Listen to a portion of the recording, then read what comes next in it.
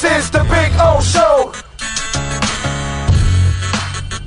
This is the Big O Show.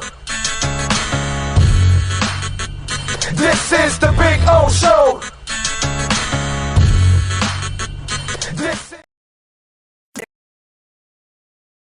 There's no need to drive around South Florida wasting valuable time looking for a new or certified pre-owned Acura. Go to the #1 volume sales dealership in the Southeast United States. Craig Zinn's Acura of Pembroke Pines. Purchase with pace and space in a dealership tailored to your needs. From home buying to providing that personal touch. Contact the 2020 Satisfaction Award winner Craig Zinn's Acura of Pembroke Pines. 888-776-5123. That's 888-776-5123. Or visit them at 15601 Pines Boulevard in Pembroke Pines.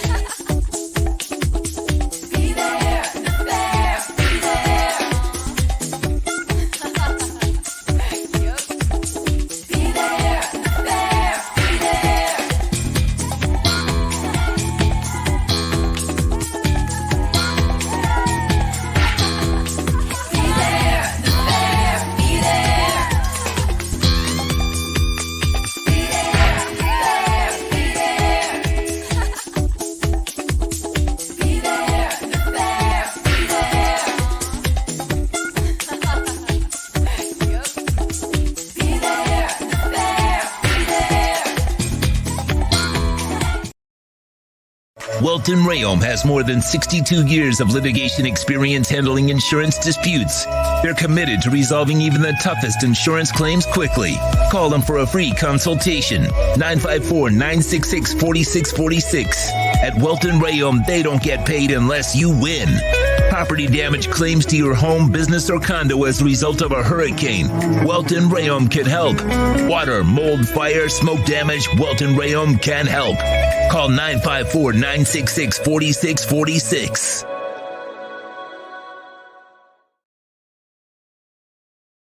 When you move, you need a reliable company led by passionate folks, eager to assist its customers during a transitional process that needs to be smooth. Call Essential Moving Experts at 844-368-5750 for all your local and long-distance moving needs. You can rely on Essential Moving Experts.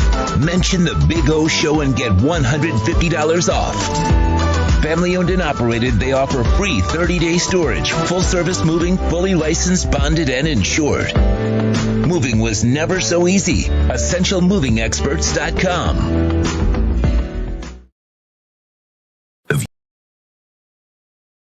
The viewpoint, statements, or beliefs expressed on the following program by the host, guests, or callers are not necessarily the opinions of FantasyXS.com, Media Group Inc. ownership, management, sponsors, or website. When it comes to South Florida sports teams, very few in the media have witnessed, lived, and covered it like the Big O. Let's start the program dedicated to your favorite South Florida teams with a passion that's unmatched. The Big O Radio Show is on. Here's the Big O. All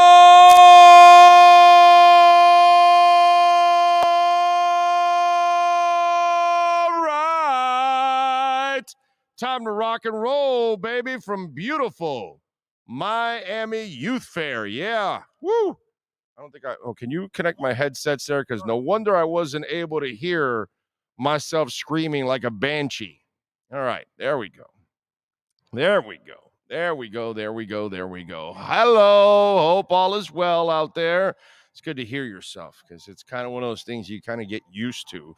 It's funny when you start radio, you know how it is, Sean. The rookies, they kind of have to adjust to listening to themselves, right?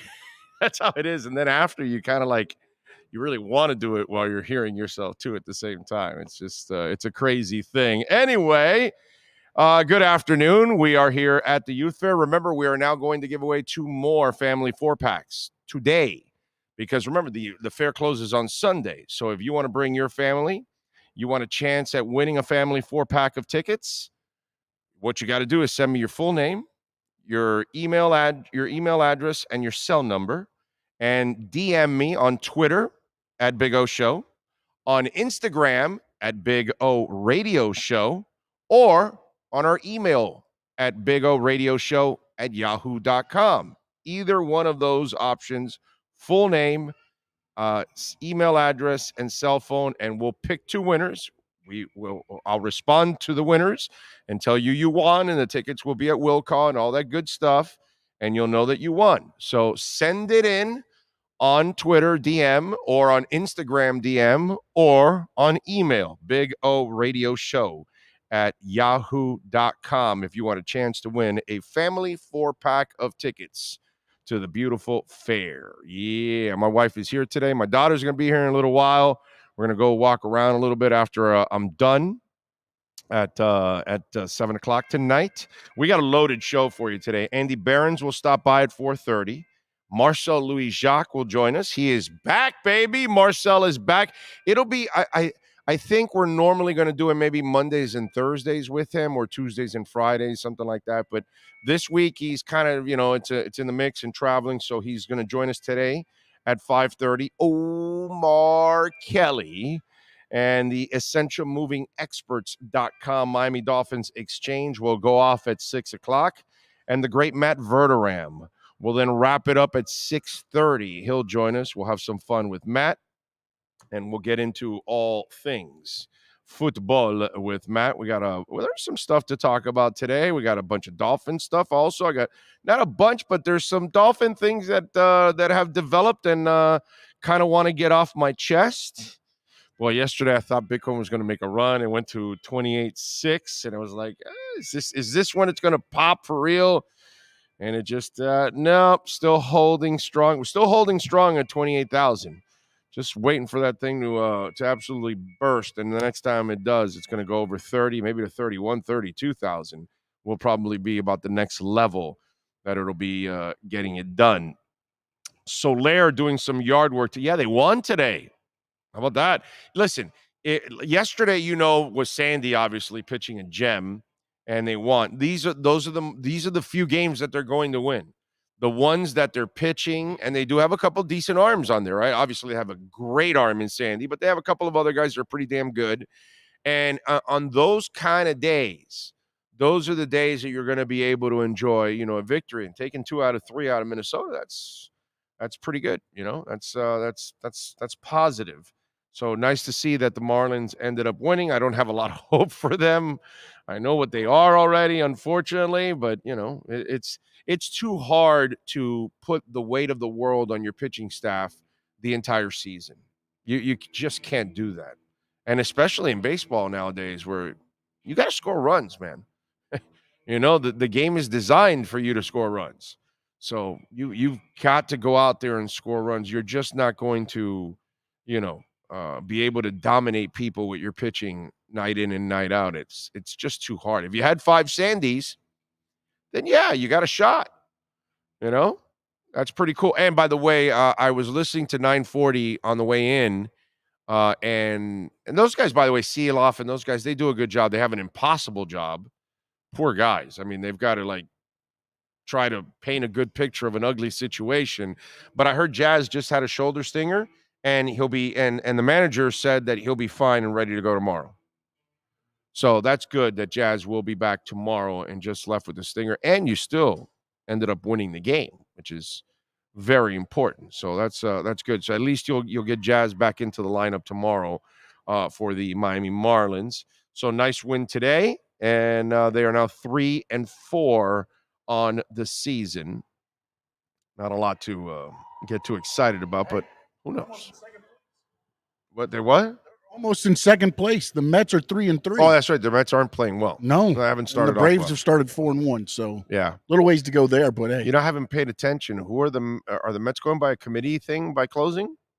without their guy? Well, originally they said they were going to go with. They had a name. I can't remember the guy's name. It was the guy that did. I didn't do a fantasy baseball, Yeah, so I'm not no, just the not, guy not that was into it. originally going to be the 8th inning guy got pushed to Right. Yeah, the setup to guy. 9 now. So, Okay. but I don't know if that's why they're 3-3 or I haven't really paid attention a lot to baseball. not No, gonna lie, so I haven't either. That's why I don't know I don't what know they're if he's doing. blown saves Yeah, and then yeah, they no, went I to don't a know why, yeah. rotation now or not. But Yeah. originally he was scheduled to be the number. I was just 9 or asking the because I 9th was inning. I was intrigued. I didn't know how they resolved that situation. I mean, they have so much money. I would imagine that they're trying to trade for somebody just for the hell of it. Because I mean, the guy is gone for 6 months, so it's a long time, dude. Anyway, so what do we got here? Kyle Cockrell in first. Brian Walters is in. He says, how about that Lewis strikeout and Brian De La Cruz hit a single? Marlins up 2-1. Yes, sir. Yes, sir. 3-run Jimmy Jack. Yes. Timothy Eason is in. Dude 67. Alex in. Guillermo Arauz. Robert Lund. How about the heart attack Cats taking? I know. No, how about the Heat last night? Dude, it was a tied game at the end of the third quarter. I'm like, seriously, bro? This team sucks, and you guys are like hanging around with them? I heard the Pistons had a lead in the fourth quarter at some Yeah, point. no, it's just like, wow, dude. Seriously? Like, I'm watching this last night, and it's, and the Panther thing is cool at least because Panthers beat the Sabres 2-1. By the way, Alex Lyon. I mean, I had the Heat on the side. I was really focused in on the Panthers, to be quite honest with you, over the Heat, because I think the Heat are in the play-in anyway. Whatever it is, 7 or 8, it doesn't matter. They're in the play-in. That's what they're going to be. They're not getting 6, so there's really nothing to watch anymore with the Heat, to be quite honest. So I kind of half-assed it, but the Panthers need to get in.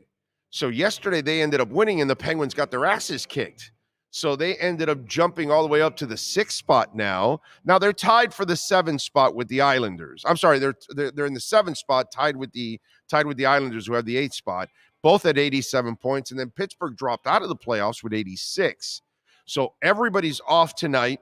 Tomorrow, Panthers taking on the Senators, Islanders hosting the Lightning, and Minnesota visiting Pittsburgh. So to me, this is kind of the really intriguing race down the stretch. I don't think there's any drama left for the Heat anymore. Mm-hmm. Yeah. What do you think? They can play themselves out of completely the playoffs? No, if they go 3-0 and Brooklyn goes 1-2, they can jump into. Oh, that's not going to happen. I'm just saying. It's not going to happen. Yeah, I know the Heat are not going to go 3-0 because they're going to go against a team they should beat by 20. You watch and lose. How about last night, dude? And I didn't trust them. It was 12.5. They won by 13. Yeah, no. When I saw a score, I was like, again, I looked at the score. That one I didn't touch. I was like, oh, it must have been a comfortable win. Then I've heard everybody talking about it, and I was like, well, I guess it wasn't as comfortable. No. Yeah. They pulled away at the end there and got it done. I noticed old Duncan still did not play, huh? Yeah. Still not playing. Coach's decision. Huh? Yeah, I mean, UD, the only 2 Heat. Duncan is a liability in everything that he does, and so if he's not shooting lights out, he's kind of useless. Yeah, no, I agree, because he doesn't do anything else, and that's the problem. And did they put Lousy in there just to foul people? Is that what he's in there for? Just basically picked up 5 fouls. I looked at it, I was like, his contract is foul, so it kind of goes with the whole, Kyle Lousy Fousy. Exactly. Lousy Fousy. So, yeah, he get it done over the Pistons, 118-105. Just crazy stuff. Anyway, they're at Philadelphia on Thursday, game they'll probably lose.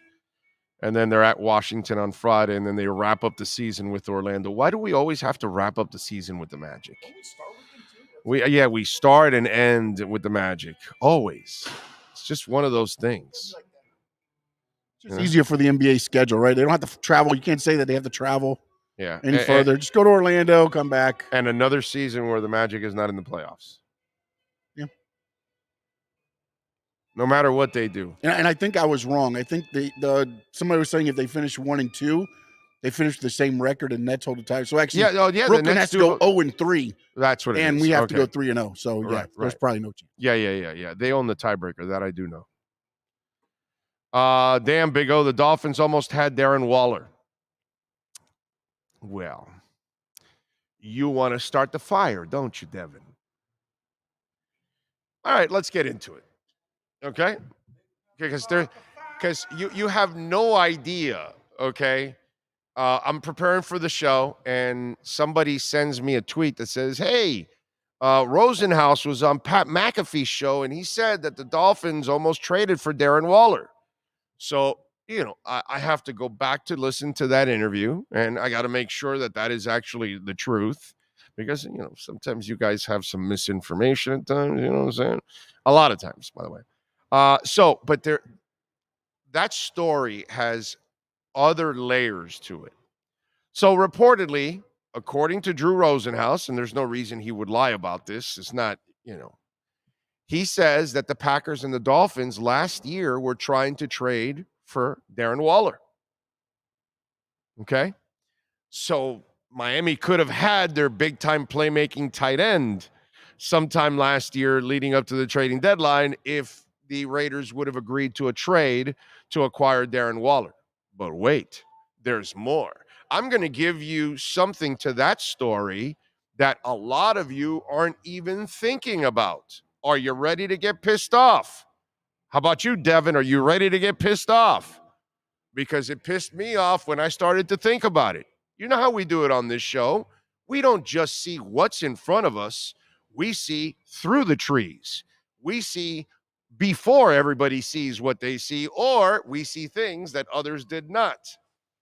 So let me give you another reason why Stephen Ross is an absolute idiot. Sure, he's great at writing a check, and that's his only good skill set that he has in football as an owner. He can write a check. What did the Dolphins give up last year for tampering with Tom Brady? A first and a third-round pick. I'm sorry, Sean Stanley. What did Darren Waller go to the Giants for? Do you remember? It was a third-round pick. Do you realize the Dolphins could have had Jalen Ramsey and Darren Waller for their 2 third-round picks? Because the Giants made the trade. Miami was already making the trade, trying to trade, so were the Packers. It fell through. So if these two assholes, Bruce Beal and Stephen Ross, don't get busted going after Tom Brady, and Miami still has their first and their third, guess what else are they acquiring outside of Jalen freaking Ramsey? So Stephen Ross cost the Miami Dolphins Darren Waller. How do you like that, Miami Dolphins fans? How do you like to get pissed off about that one?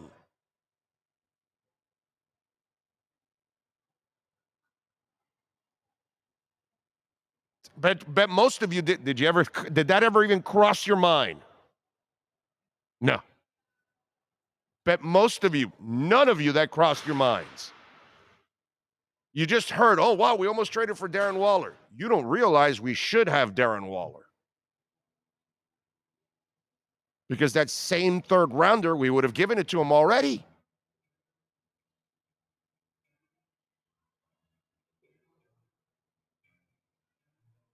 How screwed up is that now? So Darren Waller is supposed to be playing. So the offseason would have already included Jalen Ramsey and Darren Waller.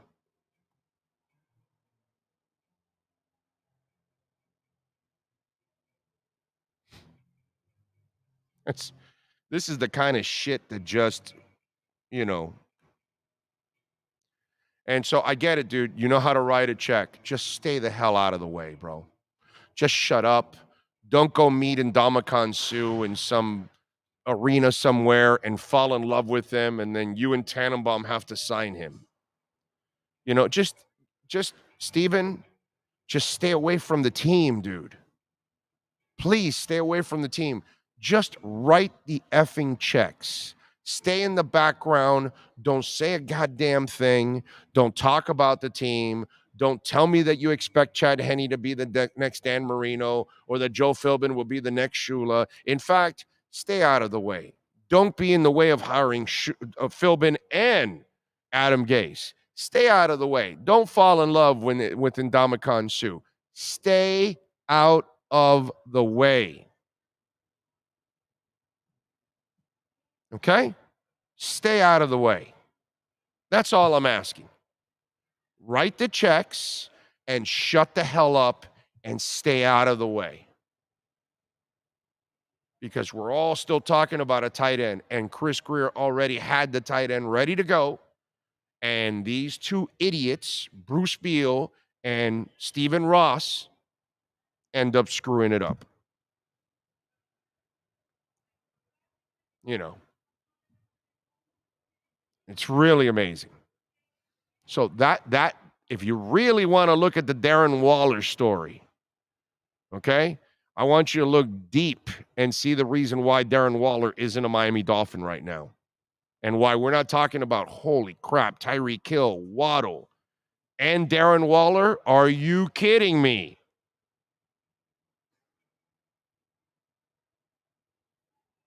And it shows you also that Mike McDaniel and Chris Grier are not effing around. They're trying to find a big-time playmaker at that position. That's the positive side. The negative side is that we had an idiot owner that cost us Darren Waller. Because now you know what that third rounder was going to become. Because that's what the Giants acquired him for. A measly third round pick. They ended up getting a top 3 tight end, right? Top 3, right? Right? Kelce and Kittle, Kelce, and then him, right? He's probably number 3. I don't think anybody else I would put in front of him as number 3. I would probably put Darren Waller as the third best tight end right now in the NFL, behind Kittle 1, Kelce 2, and then probably him. So the Dolphins could have had the best receiver, the second best receiver, the third best receiver in the NFL, and Tyreek Hill. I don't know, whatever the hell you want to argue. Who gives a shit? And you would have had the third best tight end in the league. And I think Jalen Waddle's the top 15 wide receiver in the NFL anyway, as it is. Maybe even top 10, I can argue. No, not athletically, but I will give you all around. That's a good one. Anthony, I'll go Mark Andrews third because he's a better blocker. That's a good call on your part. I think Waller's the better athlete and the better receiver downfield, more dynamic. But you are correct. Mark Andrews is the better all around. So I'd give him the third and knock him to 4. That's a good call on your part. Anyway, Anthony Campos, Big O, where are you at? What's in the background? So this guy has not watched the show much the last couple of weeks. He obviously doesn't know where we're at. We're bunkered down. Yeah, we're at an Air Force base. And so we actually fly in and fly out every Wednesday here. Sean used to be a paratrooper back in his days with the Marines. So he's not paratrooping now, but he is flying the copter. So he flew it in. They opened up the roof for us. We landed and we just came in and that's it. Popped up the table, the cam. We're good. That's it. Let's roll. That's it. We're set to go. So yeah. We're at an Army base. Now, we can't tell you what Army base, Anthony, because then we would have to kill you. And that's really important right now. We just can't give you that kind of information. It's on a need-to-know basis. Yes. Right now, unfortunately, no need for you to know. No need for you to know. Stephen Ross gets as giddy as a schoolgirl around celebs and has-beens. Yep. That's exactly it. Devin says, what pissed me off was the Giants only gave a third-round pick. Yeah, that's what I'm telling you. Our third-round pick that we gave up for Brady, the first and the third, that third would have been Darren Waller. Think about this. We would have sat around going, holy shit, Chris Grier turned 2 third-round picks into Jalen Ramsey and Darren Waller. Do you know that I'd almost already start labeling him like the second greatest GM, definitely in Dolphin history, by miles. Obviously, the boys that constructed the 70s teams have to kind of take the cake because, they went perfect and they won a couple titles and those kind of things. But man, are you kidding me? Edwards says the Dolphins already had the best tight end in the league in Gesicki, and the Dolphins let him go. Well, he's not the best tight end in the league. He's a damn good tight end. I love Gesicki, but there's a few of them that are better than him. Let's see. Good Squared Circle Digest last night. Fresco was in there, I saw. Frankie has to stop being so biased for AEW, says Tua Time. So Frankie is not objective? Is that what they're saying? We're just gonna go with Frankie Fresco as Mr. AEW. Oh, so he loves AEW. Does he love the root beer also? He's very elitist. Oh, okay. So he's like crapping on WWE, and it's all about AEW. He tries to come up a little bit on the WWE where it doesn't look like he's trying to, but yeah. Okay. When you say AEW, it's like when you say wrestling to me in general, I pep up. When you say AEW to him, he's like, smiles. I love it. Frankie Fresco says, oh, yeah, super chat. AEW Wednesday, Juice Robinson or Ricky Starks? Juice Robinson or Ricky Starks? Randy Starks was a pretty damn good player for the Miami Dolphins. He was a force. I'm telling you, I gained a lot of respect for Randy over the years. And Juice Robinson, that's actually a really cool name, Juice Robinson. The question is, will Juice have enough to overcome Ricky Starks today? That's the question in AEW. And Frankie, obviously, is Frankie making all that money from my predictions finally? Because, I'm telling you. Frankie, you know what? I think the juice has been squeezed out of Robinson. And I think he's going to step into the ring and not have enough of it. And Ricky Starks, well, Ricky is going to dominate this one. So I think I'm going to go with Ricky Starks over Juice Robinson in AEW Wednesday. Do I get a thumbs up or a thumbs down? Ooh, I get 2 thumbs up. Wow. So, by the way, is Ricky Starks related to Randy Starks? No. Not at all. Are you sure about that? Okay. All right. To a time, says Fire Vince. No, man. Vince is doing great. He's there with Los Tigres del Norte, and he is singing the best mariachi tunes out there. Vicente Fernandez has nothing on Vince McMahon right now. I mean, I had no idea that Vince McMahon is now part of El Tigre del Norte, Los Tigres del Norte. And for those of you that don't know about Los Tigres del Norte, they are a monster band in Mexico. Vicente Fernandez is like a legend there. And if you've seen Vince McMahon lately and the new look that he is sporting, I swear to you, he looks like he is in a Mexican mariachi band. Tell me he doesn't look like he belongs with Los Tigres del Norte, right? When I see him, you're right.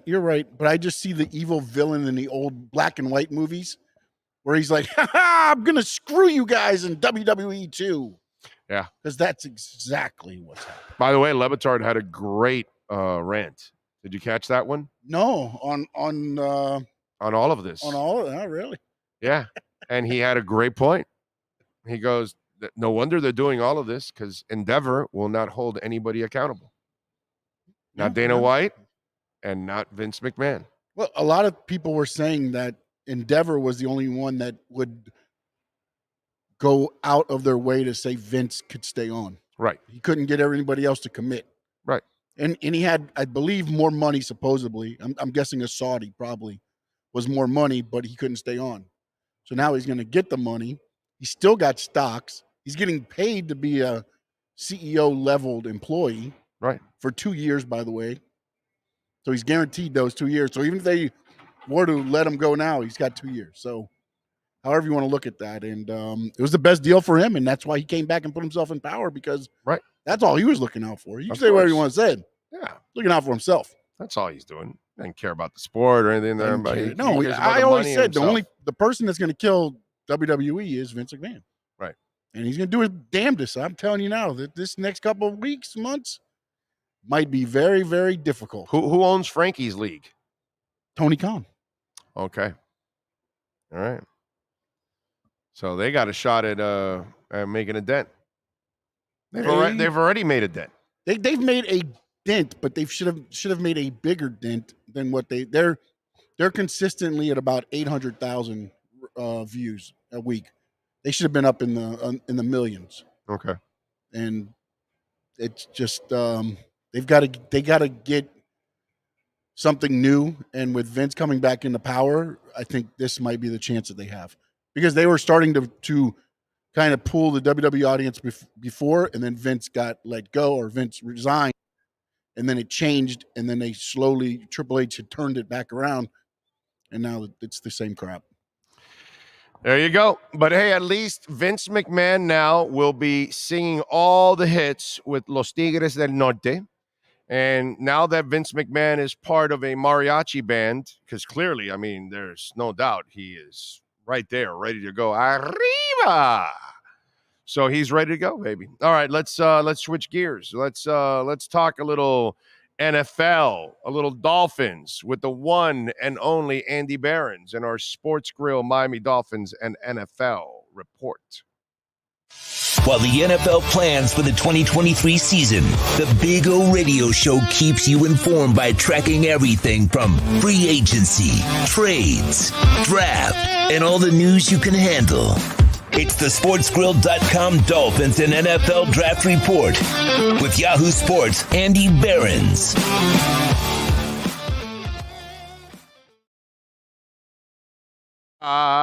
Welcome aboard. There he is, the man, the myth, the legend.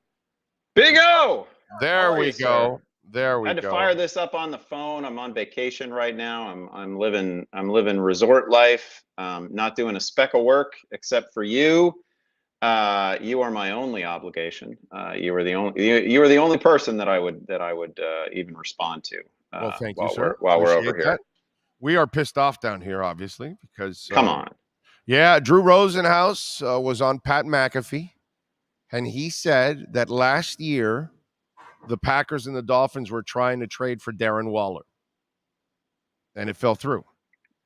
And we're pissed off because I wanted to remind Dolphin fans, because after that, I started to sit back and I think, and I said, wow, so the Dolphins, the average person is just going to say, wow, the Dolphins were interested in Darren Waller. Okay, great. But what you don't realize is the Dolphins lost a first and a third round pick for tampering with Tom Brady. Well, guess what? This offseason, they had 2 third-round picks. Now they only had one. And they turned one of them into, they had 3, I'm sorry. And they turned one of them into Jalen Ramsey. They have one left, but they had to give away another one to the league. So The Giants traded for Darren Waller this offseason. And what did they give up? A third-round pick. So Chris Grier could have picked up and where he left off in those conversations from last offseason leading up to the deadline and picked it up in the offseason, and Miami could have had Jalen Ramsey and Darren Waller for 2 of their third-round picks if it wasn't for their idiot owners interfering. Yeah, and obviously, I can't say that I'm super excited for Darren Waller as a Giant. I can't say that I've been super excited for Darren Waller over the last couple of years. Availability has been a major issue for Darren Waller. Super talented when he's healthy, but a third-round pick, right? Like that's certainly not an extreme cost. You'd probably be able to score. I mean, there's some good tight ends in this draft. You'd probably be able to score like a Sam Laporta. I'm sure that's what you're going to see in the second and third rounds. There'll be a tackle or a tight end, because that's what they have. They have a second and a third left over. And so I'm pretty sure that that's what you're going to see, those kind of positions there. Yeah, Sam Laporta is really good out of Iowa. The Notre Dame kid is really good. Like it's relatively deep at tight end. It's an obvious need. And I don't know. I don't want to say that I don't think that you dodged a bullet with Waller or anything like that. I think he's a very good player. But again, availability has just been a major question mark for that guy over. Let me ask you something, my man. Evan Ingram. I love Evan Ingram. Evan Ingram much no, younger. but wait a minute. Hold on a second. It's the same shit. He was never available with the Giants. He had a whole bunch of injuries. He also had some really bad moments with the Giants. Like but he was always injured, and that's why they didn't re-sign him. And then he went to Jacksonville, and he kind of figured his body out. And look at the year he ended up having, because we all knew Evan Ingram had a boatload of talent, dude. He can run like the wind. So these are also guys at very different points in the career arc too. And I feel like Evan Ingram is just sort of the classic tight end story where it's like second team or second contract, really has some things figured out. It's a slow development position, and obviously really went off last year after having he was one of the buzziest players in camp with Trevor Lawrence. You kind of see that thing coming. So not a huge surprise that it went really well for Evan Ingram. And again, little younger. He's also one of those guys who's not fundamentally so different from like what Gesicki was, in that Evan Ingram is just a slot receiver, right? Yeah. I always feel this way in fantasy. I was just comparing the injury history thing. Sure, for sure. Had some of it. Evan had some of that, and he had to kind of overcome it and figure it out. Like a lot of players, man, when they get to this league, they realize how the pounding that you take in this league, and then they have to adjust their eating habits or training habits or whatever it is to kind of make sure they stay healthy. It's also part of the deal with the position is that this is less true of Evan Ingram, but you're kind of an offensive lineman and a receiver, right? So it's a lot all at once, and it's generally a big jump in responsibility from college to the NFL. So it has always been a slow development spot. When tight ends go off as rookies, which is rare, we really need to take note. Like this, I don't know, I'm off on a tangent now, but the Kyle Pitts development is really not that unusual. This is just what we used to expect from tight ends, right? Like pre-Gronk, Aaron Hernandez, right? Like we wouldn't think anything of it. Like no tight end should be anything until year 3, year 4. Normally, but we don't have that kind of patience in this world. We're in a microwave society. Certainly not. Do you believe this whole thing about Mac Jones being shopped? Because I have a hard time believing anybody wants to even trade for Mac Jones, to be quite honest with you on this one. I know that there's a back and forth going on from one of the Patriot reporters and Pro Football Talk and all of that, because they threw it out there. To me, it doesn't really make sense that there's any kind of a market for Mac Jones. It's almost like you would have to give him away in order to trade him at this point. And I don't think Belichick's going to do something like that. To me, this story doesn't make sense. Your thoughts on that one? I think there was pretty clearly a fair amount of friction between Mac Jones and Bill Belichick last year, not just quality of play, but Mac Jones often made his feelings known on the field. There were some reports that and again, you can't really believe anything that comes out of New England, because it's not like Belichick is actually giving anyone anything. But there were some reports that the team, perhaps the coaches, Belichick himself, were pretty upset that Mac Jones turned outside the organization for advice and counsel during the season. That's not really something that, generally speaking, in New England under the tenure of Bill Belichick, they're comfortable with. So that might have been an issue. But I also just think that Mac Jones is, at least at this point, of the caliber of player who is just he should always be available. I'm sure he's available.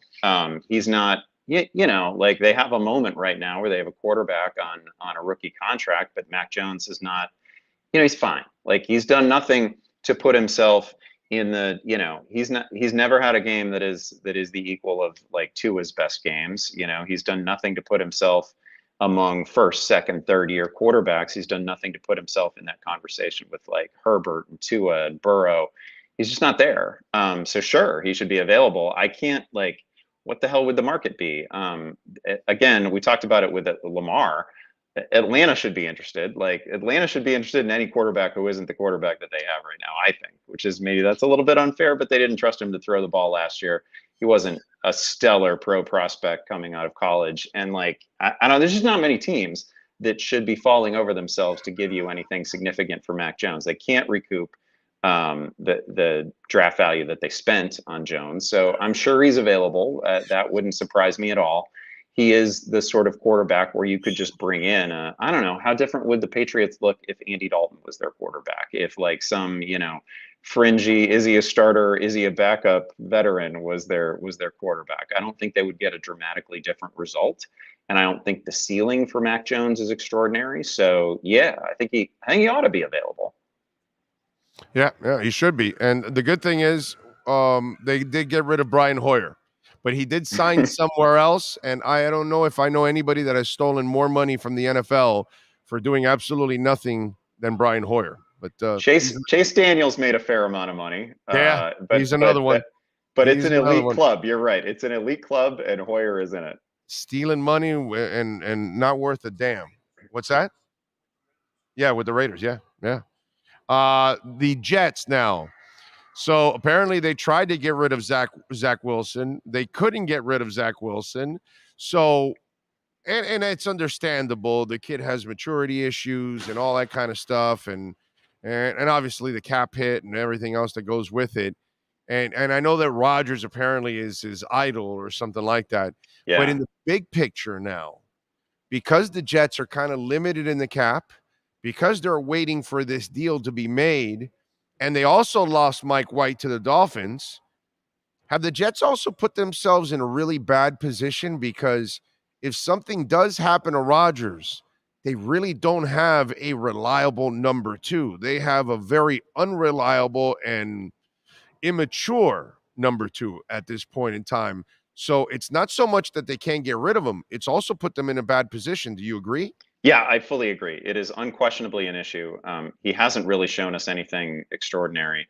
He's one of those like get all the tools, no toolbox kind of guys, right? Like you can see flashes, you can see individual plays. Usually it's when stuff breaks down, where Zach Wilson can make a throw and he gets to show off his arm, or he gets to show off his mobility. But play to play, like just keeping an offense on script, he has not shown any ability to do it. Not only is QB1 an issue right now until they deal for Rodgers, but QB2 is definitely an issue. Like you're not, if something happens to Rodgers and you have to throw Zach Wilson into the fire and he's not substantially better and he doesn't take the game more seriously and he doesn't take his position more seriously going into next year, you can't win. I mean, you can win an occasional game, but you're not going to make a deep playoff run. You're not going to, Rodgers goes down.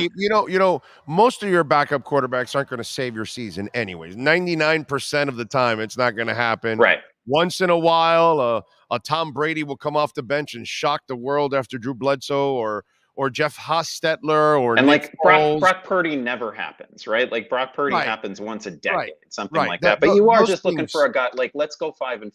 Like something happens to Rodgers, let's go 5-4. I don't think you can do that with Zach Wilson.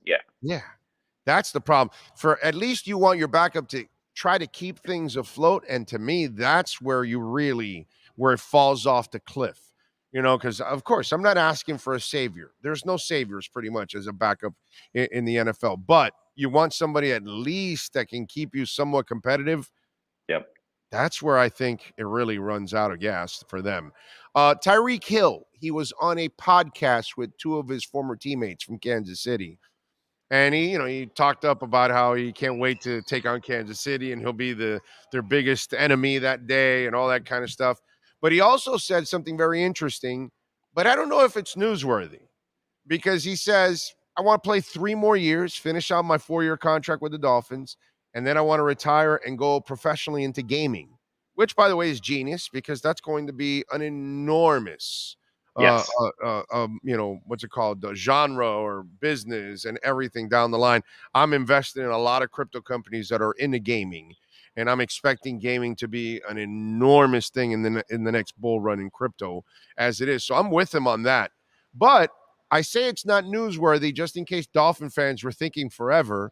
If you think his age and you think 3 more seasons, that's probably when you want to get off the gravy train as it is. So yes. 3 more years is probably where you're going to get the most out of Tyreek Hill. In the 3 years is also an eternity in the NFL, right? Like that is forever in the NFL. Amen. So I wouldn't, this isn't baseball. Like we're not signing 9-year contracts here. We're not signing 10-year contracts here. Like the whole league could change. The whole hierarchy at receiver across the league could change in 3 years. Like Dolphins fans should be, like the Dolphins can win. Like the Dolphins can win that division, and the Dolphins can be playing in the AFC title game this year. Like that is a thing, and you should be entirely about, yeah, not to say that you aren't, but everybody should be entirely about 2023. And from a fantasy perspective, I always manage a dynasty roster that way, right? I just care about this year, and it serves you well. Because you always have people in the league who are prioritizing, 3 years out, 4 years out. It's an Etch-a-Sketch league, and it just shakes itself each year, and it's a blank slate. And we have no idea what the NFL is going to look like in October, and we sure as shit don't know what it is going to look like in 3 years. So like, I hear that, and I'm like, well, that's forever, and who knows? Like if he's still playing at an extremely high level. And again, that's hard because he's been doing it for a while. But if he is, money can change minds. So I wouldn't worry about that a whole lot. It sounds like what you have is a receiver who is all in for the next 3 seasons, and you could just go win a Super Bowl right now. So I'd feel that Tyreek Hill is the least of the Dolphins' problems. All right. Finally, we'll wrap it up with this. John Elway, interesting, kind of steps away completely from the Broncos. And this is one hell of a parting of ways, let's just say, because all of the Broncos' success ever is attributed to John Elway. Yeah. As a player and then as an executive. I know, he's like Michael Jordan, that he struggled to find the great quarterback, and Michael struggles to find actually put together a good team, period. I know that Elway struggled to find that young quarterback, right? But he did get Peyton Manning, and he did build one defense after another, actually, and left them with a very good defense as it is, and won the championship. Obviously, those were explosive years that Manning had before the neck injury, took over. This is kind of an interesting time for Broncos fans, because you really don't know what's going to happen, because anything that isn't involved with Elway means you haven't had success. Yeah, that's actually a really interesting way to frame it. I was going to say, this is absolutely, without question, one of the greatest single franchise careers that we've seen in sport, right?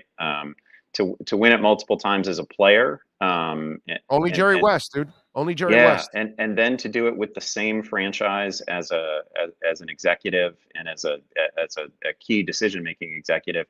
You're totally right about the quarterback position. It's been a rogues gallery, basically since Peyton Manning, right? You can throw Trevor Siemian in there. I'm trying to name him off the top of my head. It's like Siemian, and obviously the worst Russell Wilson season. Listen, I don't know if you know this. The screwed up part for the Broncos, their entire history, AFL and all, they've never drafted a quarterback. Ever.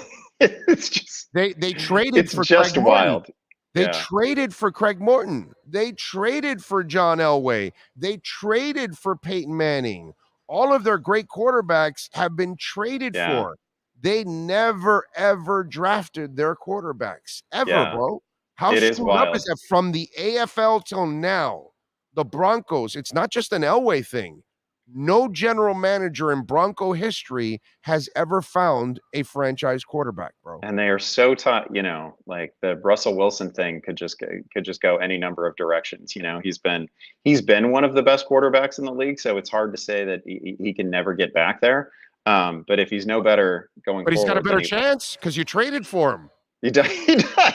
There'd be no hope. He'd be Paxton Lynch if if you drafted him. Forget about it, bro. You're done. Absolutely. It's over. The Broncos drafted you. You're guaranteed to fail. I think I don't know if he wants to do it. I think Elway would be good on TV too. It's just a remarkable career, and you're so right to put, they sniffed the Super Bowl in the 70s, but outside of that, every good thing associated with that franchise has involved John Elway. You're totally right. Right. And by the way, I was around for that Super Bowl. They got crushed. The Orange Crush got crushed. They got there, and it was like, it was one of those, you got there, but you really weren't in their class. It was just one of those kind, like what used to happen, by the way, to the Broncos with John Elway in the early days. Right. Totally. He'd get there, and then the Redskins and the Niners would just absolutely wallop their asses because okay, they were great in the AFC, and you did the fun bunch, not the fun bunch. What was it? The Three Amigos and all that crap. And it just wasn't going to get you over the top because you didn't have the defense, you didn't have the running game and all that. And then eventually came Terrell Davis in that running game, and then the whole world. The Broncos' history is kind of instructive in some ways, right? Because they were a punchline when I was growing up, a little bit, in the way that, like, the Bills being unable to win a Super Bowl became a punchline, right? Like, the Broncos were that team that just could not break through. When they got there, they got stomped. Other times they would lose in absolutely heartbreaking fashion before they could get there. They were that punchline until they broke through. So, like, there's hope for all those teams all the time. No doubt. All right, follow him on Twitter at Andy Behrens. Catch him doing his thing here every week with our Sports Grill, Miami Dolphins, and NFL Report. Andy, as always, thank you, my friend. Enjoy your vacation. We'll catch up I'm back week. to the beach. That's it. There you go, baby. Cheers, bro. Enjoy it. Later, baby. You got it. That is Andy Behrens. And by the way, we've got the boxing matches coming up now, right? I think it was.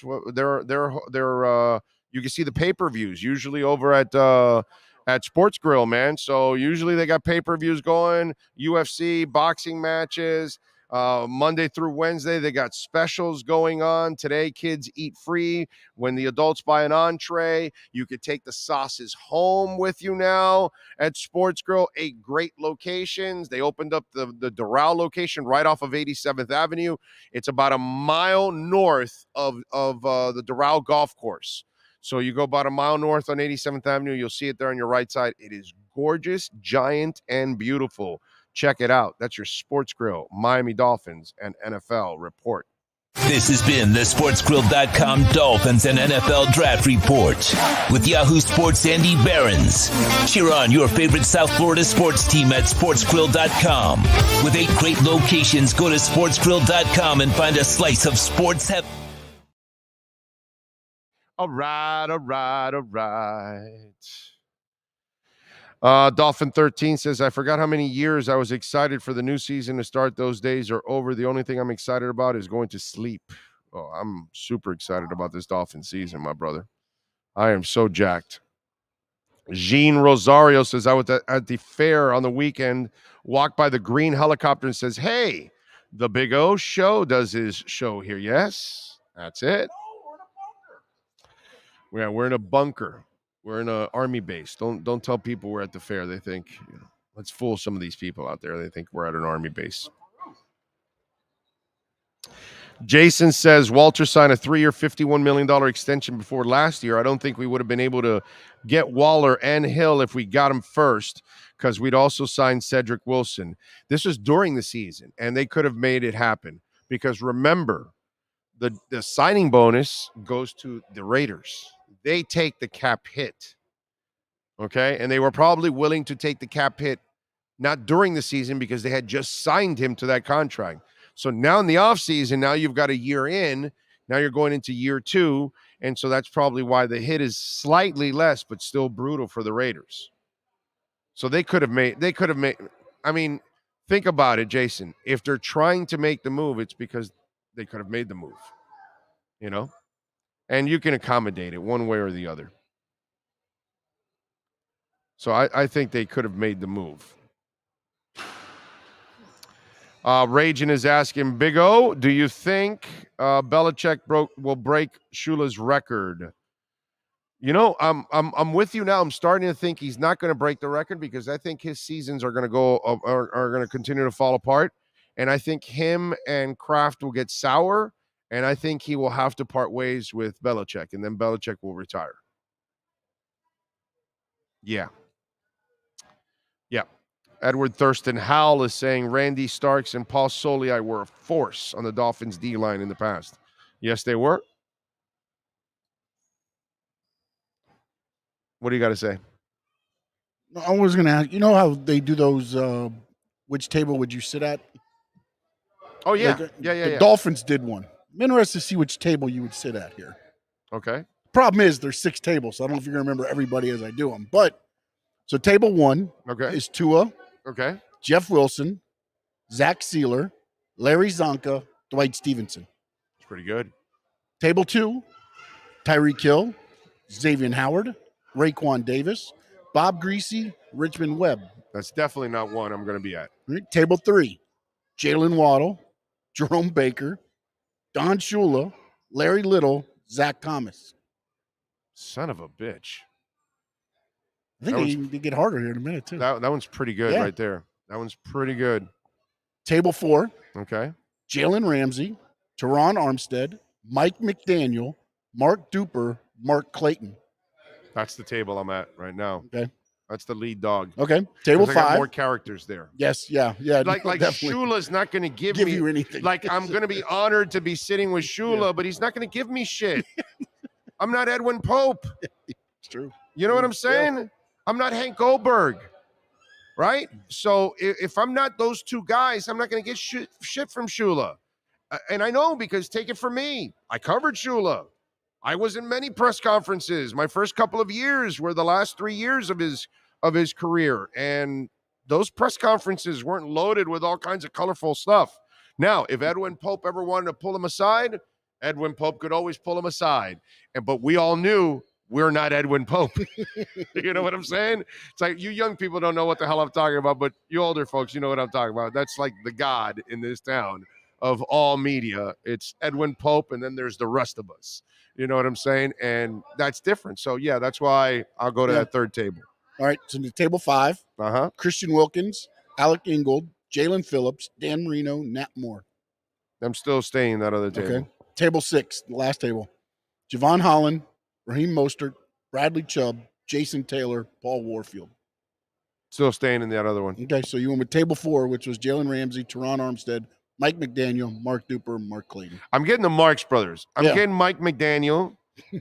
Teron Armstead and Jalen Ramsey, you know, is a trash talker. And Jalen Ramsey. I'm getting like I have like so much juice there. Yeah. It's not even funny. That's the best table out of all of them. Yeah. No, it's not the most honored table that you want to be at, because obviously anything with Shula becomes, or Marino. But Marino, I don't believe, is going to give you anything in a public setting either, because I've been around Marino many times. And the only way I think you'll get anything from Marino is if you're a really close friend of his and you're at a bar somewhere and you're one-on-one and you're talking. Somebody like Joe Rose. Maybe at a bar, him and Dan, they've known each other forever. Dan can tell him things and Joe will never say it. And they can, but Dan's not going to give that kind of stuff to the rest of us. Okay? And Dan's always been super cool with me. But I still am not going to get, that table there by miles is the best table. Yeah, just the Marx Brothers and Mike McDaniel. That'd be a great And Teron Armstead is like... You start throwing in those guys, too. And then you throw in Jalen Ramsey. Are you kidding me, bro? I mean, I'm going to have a blast in that table. Yeah, definitely. That's the best table by miles. Yeah. Yeah, J-Town says table 3 because of Zach and Shula. Okay, but then the Zach stuff, and I know Zach well. I'm going to get stuff from Zach one-on-one away from everybody. In a public setting, Zach is going to play the PR game because he's a smart dude. You know what I'm saying? And so, yeah, you're out of honor and like historic, all that, Shula, Zach for sure. Now, if I'm looking to entertain and get information and people open up and all that, table 4. Table 4 by miles it's not even close. For me, at least, personally, from what I know from all these people. Troy is asking, if Belichick never had Brady, does he even win a single Super Bowl? I think he would have been a failure just like he was in Cleveland and got fired. Maybe, maybe not. He certainly doesn't win a Super Bowl without Brady. What's he doing without Brady now? Right? That's where hey, Joe Gibbs went and won 3 titles with 3 different quarterbacks. That's what do I always say, Sean, right? The greatest accomplishment by any coach in NFL history is not Don Shula 17-0. No. Not even close. It's Joe Gibbs winning 3 Super Bowls with 3 different quarterbacks and none of them Hall of Famers. That's some shit. Okay? You win 3 Super Bowls with 3 quarterbacks that are not Hall of Famers. And there's no discussion here. None of them were Hall of Famers. They were good quarterbacks or very good quarterbacks, but never Hall of Famers. 3 titles. He proved his system, right? He proved he is the greatest builder of teams in sports history. Why do I say that? Because he then goes on to NASCAR and goes and builds one of the best racing teams in NASCAR history. And I don't know how many titles does he have already in NASCAR? 3, 4 of them at least, right? I want to say.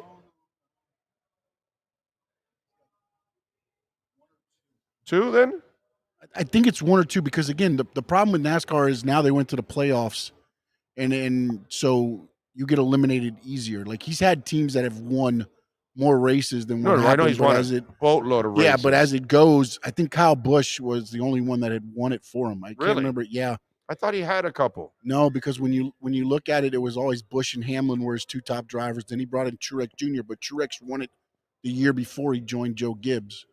And well, And- Hamlin won big races. No, they've won big races. Yeah, they just Daytona haven't and all that. they exactly. haven't won A couple. the the cup. ending race because, again, when you get to the final race, the top 4 race, Right. and the winner, the best finishing car wins the championship. Yeah. So Hamlin and them have been in it many times, but they haven't fulfilled the He win. has dominated in racing. Yes.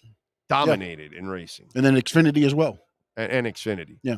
When you look at that, when you start going into all that, then you start now Xfinity. Now they've got numerous titles. That is so. Belichick has to show me that. You know, he has all those titles, but he has it with one guy, and that's the difference. And there's nothing wrong with that. You can still, be one of the greatest of all time or the greatest or whatever. But if you want me to really take you to the next level and say, okay, you are the man, then you got to do what Joe Gibbs did. And then I will say, okay, props to you, man. You won the championship with 2 different quarterbacks. That's impressive. Even if they're 2 Pro Bowlers or all pros or whatever, you know what I'm saying? But at least win another one with another quarterback. And I'm with you. I think he doesn't break Shula's record, and I think it goes awry here in the next year or 2. I think he gets fired after next season. Put it that way. I think this season puts him on the hot seat, and then next season it's like, well, we've got to part ways, and it's time to make a change, and it's time for everybody, yada, yada, yada, at all. I really don't. I don't even believe this team is better than the one last year. I think their defense actually took a step back this year. Hightower retired. They've lost a couple guys. So I think this team is in for really, really rough waters. Yeah. And when you look at the division, if the Jets do get Rodgers, I don't know that they win a division game. Right? They wouldn't be favored in any division game against nothing the would Dolphins, make me Bills. happier than watching the Patriots go Jets, 0-6. I don't want to root for the Jets or the Buffalo Bills for anything. Yeah. But I do want to root against the Patriots. Like I want Bill Belichick to go down in flames hard now. And then they would And end not- up and playing not the be- and not AFC be- West. So yeah. you got Kansas City. It could turn into a Chargers. 10-loss game. Yeah, 10-loss Raiders team. aren't shit, and Denver isn't.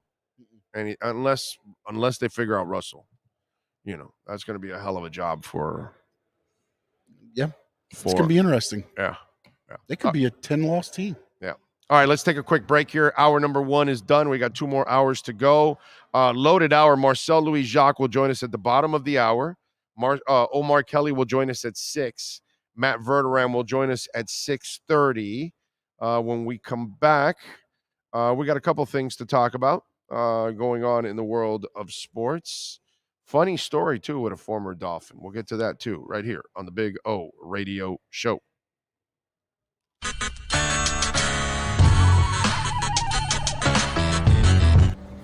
I tell you guys all the time about Cutter's Edge Pro, man. and what they did with our backyard and made it a pure oasis. That's our Sylvester tree right there. On a beautiful day, providing a ton of sunshine. We've got one exactly like this out in the front yard, and it is absolutely gorgeous. There's Bono hanging around on the artificial turf. What's up, Bono? What's the word, baby? There you go, wagging that little tail. Maiden, there she is. Ziggy. How you doing, Ziggy? There you go. So we got the doggies hanging out. So just want to give you a little, we got some of the trees starting off from this way with the artificial turf. You see, there's Ziggy again, of course. Got it all the way. And look, we got some flowers coming out. That tree now will start to also spring, and it's absolutely beautiful too. So got all that. They can do all kinds of things for you in your backyard to kind of make it an oasis, which is what we've done. And obviously the dogs can play. What's up, Bono? I got him there hanging out. Maiden. There she is. There she is. The one and only. She's mean as a skunk, by the way. Just want you to know. She's awesome with us, but I mean, if you're a stranger, you don't want to meet Maiden. So as you can see, and then the artificial turf, remember, there's no watering. There's no cutting the grass. It looks fabulous like this the entire time. You know what I'm saying? It's beautiful. Back here in this corner is where we put the barbecue. I wheel it out, cook, then I wheel it back in. See, looks beautiful, doesn't it? Flowers are coming out. It's awesome.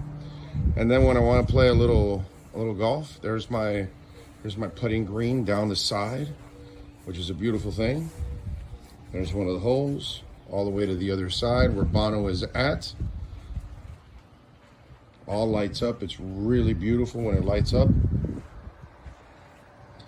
See, we got the rough. Got several. Got one on that side. Got one over there in the corner where Bono's leaving. Got rough all over the place, man. Just in case, you get the ball trapped in there. That's it. That's another swing. Right, Maiden? So, check it out, cuttersedgepro.com. Make your home an oasis. Make your business, your HOA complex, condominium, you name it, they got you, bro. They do it all. All right? They can cut your trees down, and the artificial turf, I swear by it. Really easy to maintain, and it looks just absolutely freaking beautiful. Cutter's Edge Pro. Right, Ziggy?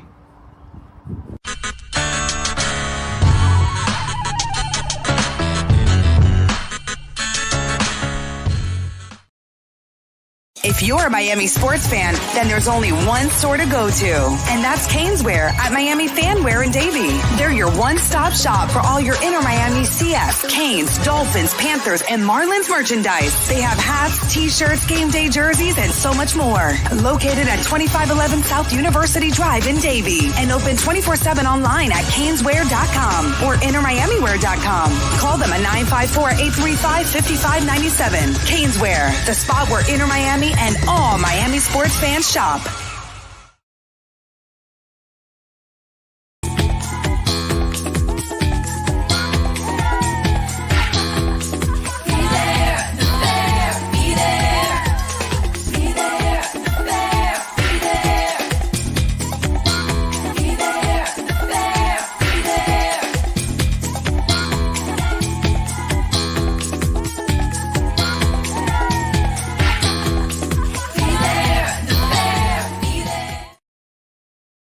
Welcome to Red Light Therapy, a revolutionary technology perfected by NASA to aid in muscle strengthening and recovery. Red and infrared light has the capacity to penetrate deep into the cell's mitochondria, potentially leading to increased energy, faster recovery, and the optimal performance your body demands. Train, fight, recover.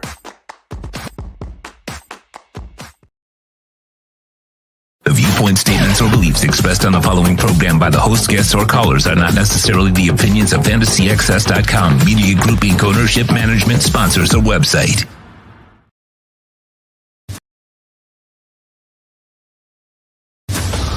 comes to South Florida sports teams, very few in the media have witnessed, lived, and covered it like the Big O.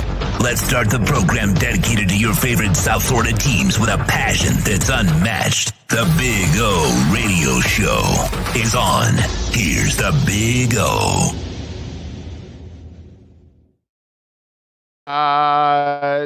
Welcome back. We take it till 7.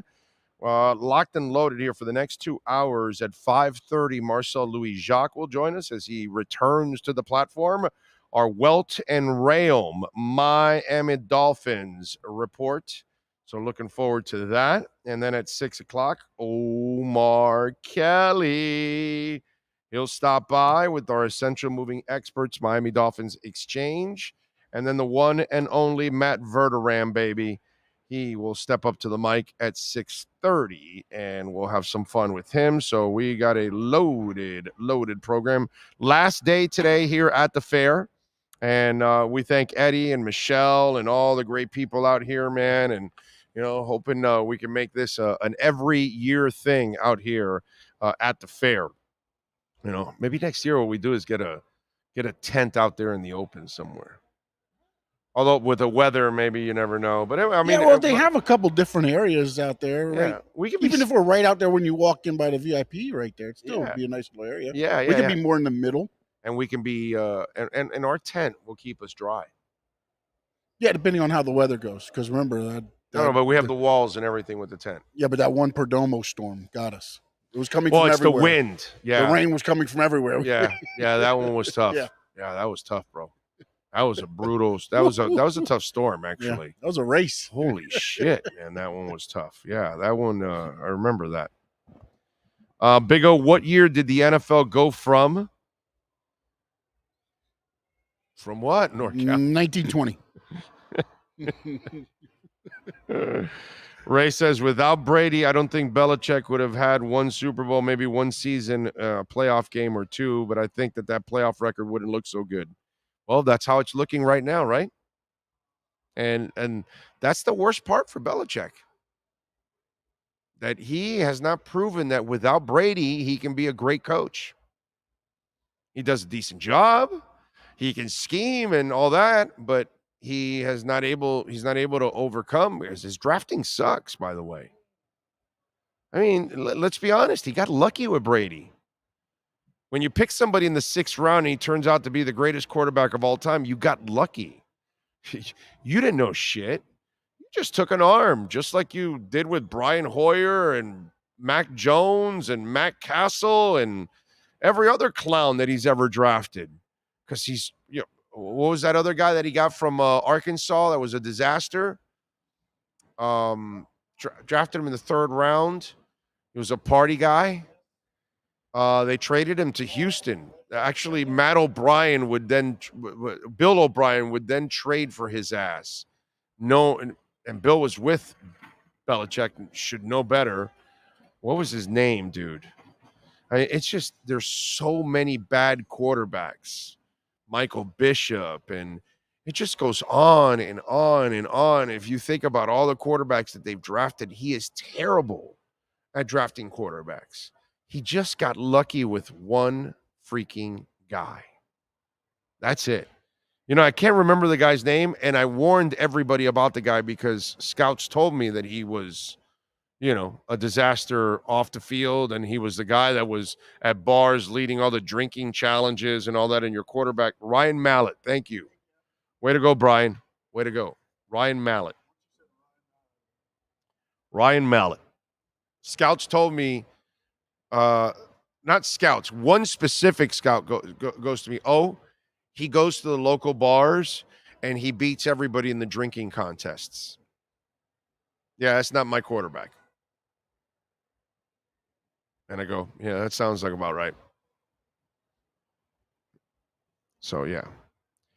When did it go from 14 to 16 games? Oh, God. I want to say it was sometime in the 70s. When they went 14, can you look it up there? I want to say somewhere in the mid to late 70s where they went to 16 games.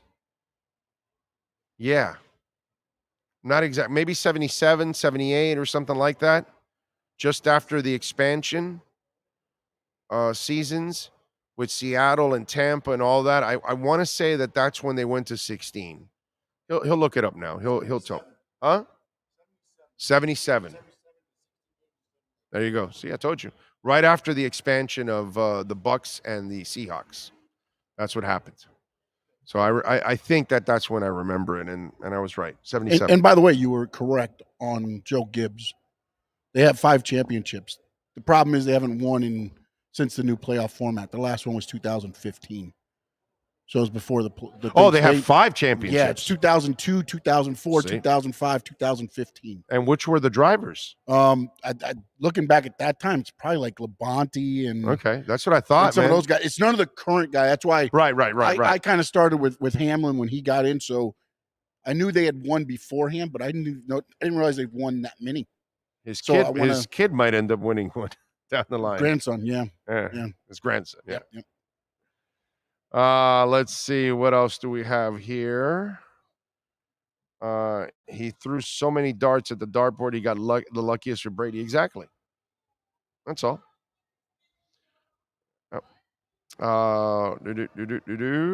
Dolphin Angelo says, my brother calls that big fingers, little keys syndrome.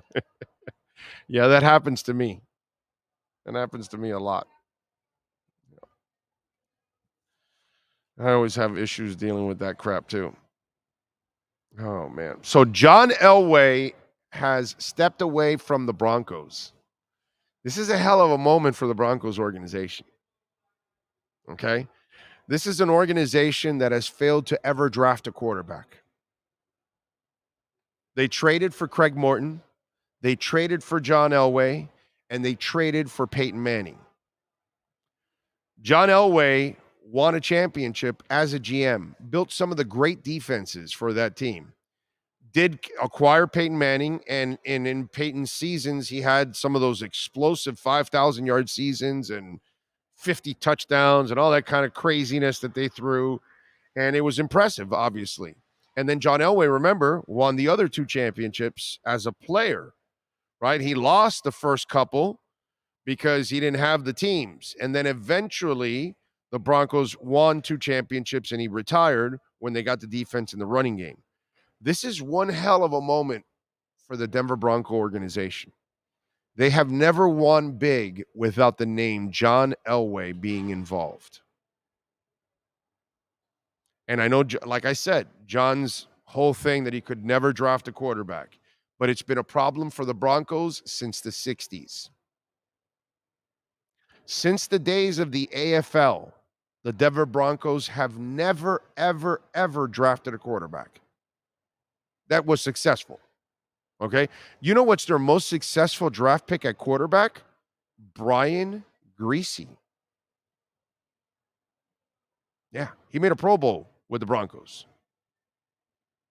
Okay, and it's not like he put up these incredible numbers or whatever. It doesn't take much to make the Pro Bowl nowadays.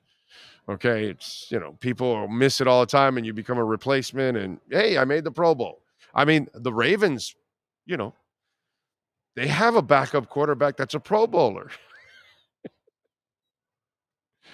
So that's their most successful quarterback draft pick, Brian Griese. That's crazy. So now the Walmart family that owns the Broncos now has new leadership in there. And I know Peyton. Peyton was here with the Miami Dolphins. He was under Spielman. And George Payton is a really good dude, by the way, and he knows his stuff. So it's going to be interesting to see now that it's his show there and what he ends up doing. And they've got the whole Russell Wilson situation that they've got to overcome. And Sean Payton's got to figure this thing out. They do have a good coach in Sean Payton. Now, can he figure out Russell Wilson? Or if he can't figure out Russell Wilson, can he find another quarterback? Because remember, he got Drew Brees in that trade overall, but they never found another quarterback after that. And even with Drew Brees, he had 7 losing seasons with Drew Brees. So Sean Payton also may be a little overrated too at times. Successful, good coach, maybe not as good as people think. This is a very interesting time for the Denver Broncos organization. Very, very interesting time. Because if they don't know how to figure this out, you can't go back to John Elway anymore. He's probably at an age now where he just wants to retire. He's done enough. And that's probably what this whole thing. His contract expired. He didn't really want to continue anymore doing it. He really wasn't in charge anymore as it is. And it's been kind of frustrating for him because even though he won the title, he still has to carry that burden of, I can't find a great quarterback. And guess what? That's not only his problem. Does Michael Jordan ever find great players? Ever? Ever. I mean, ever.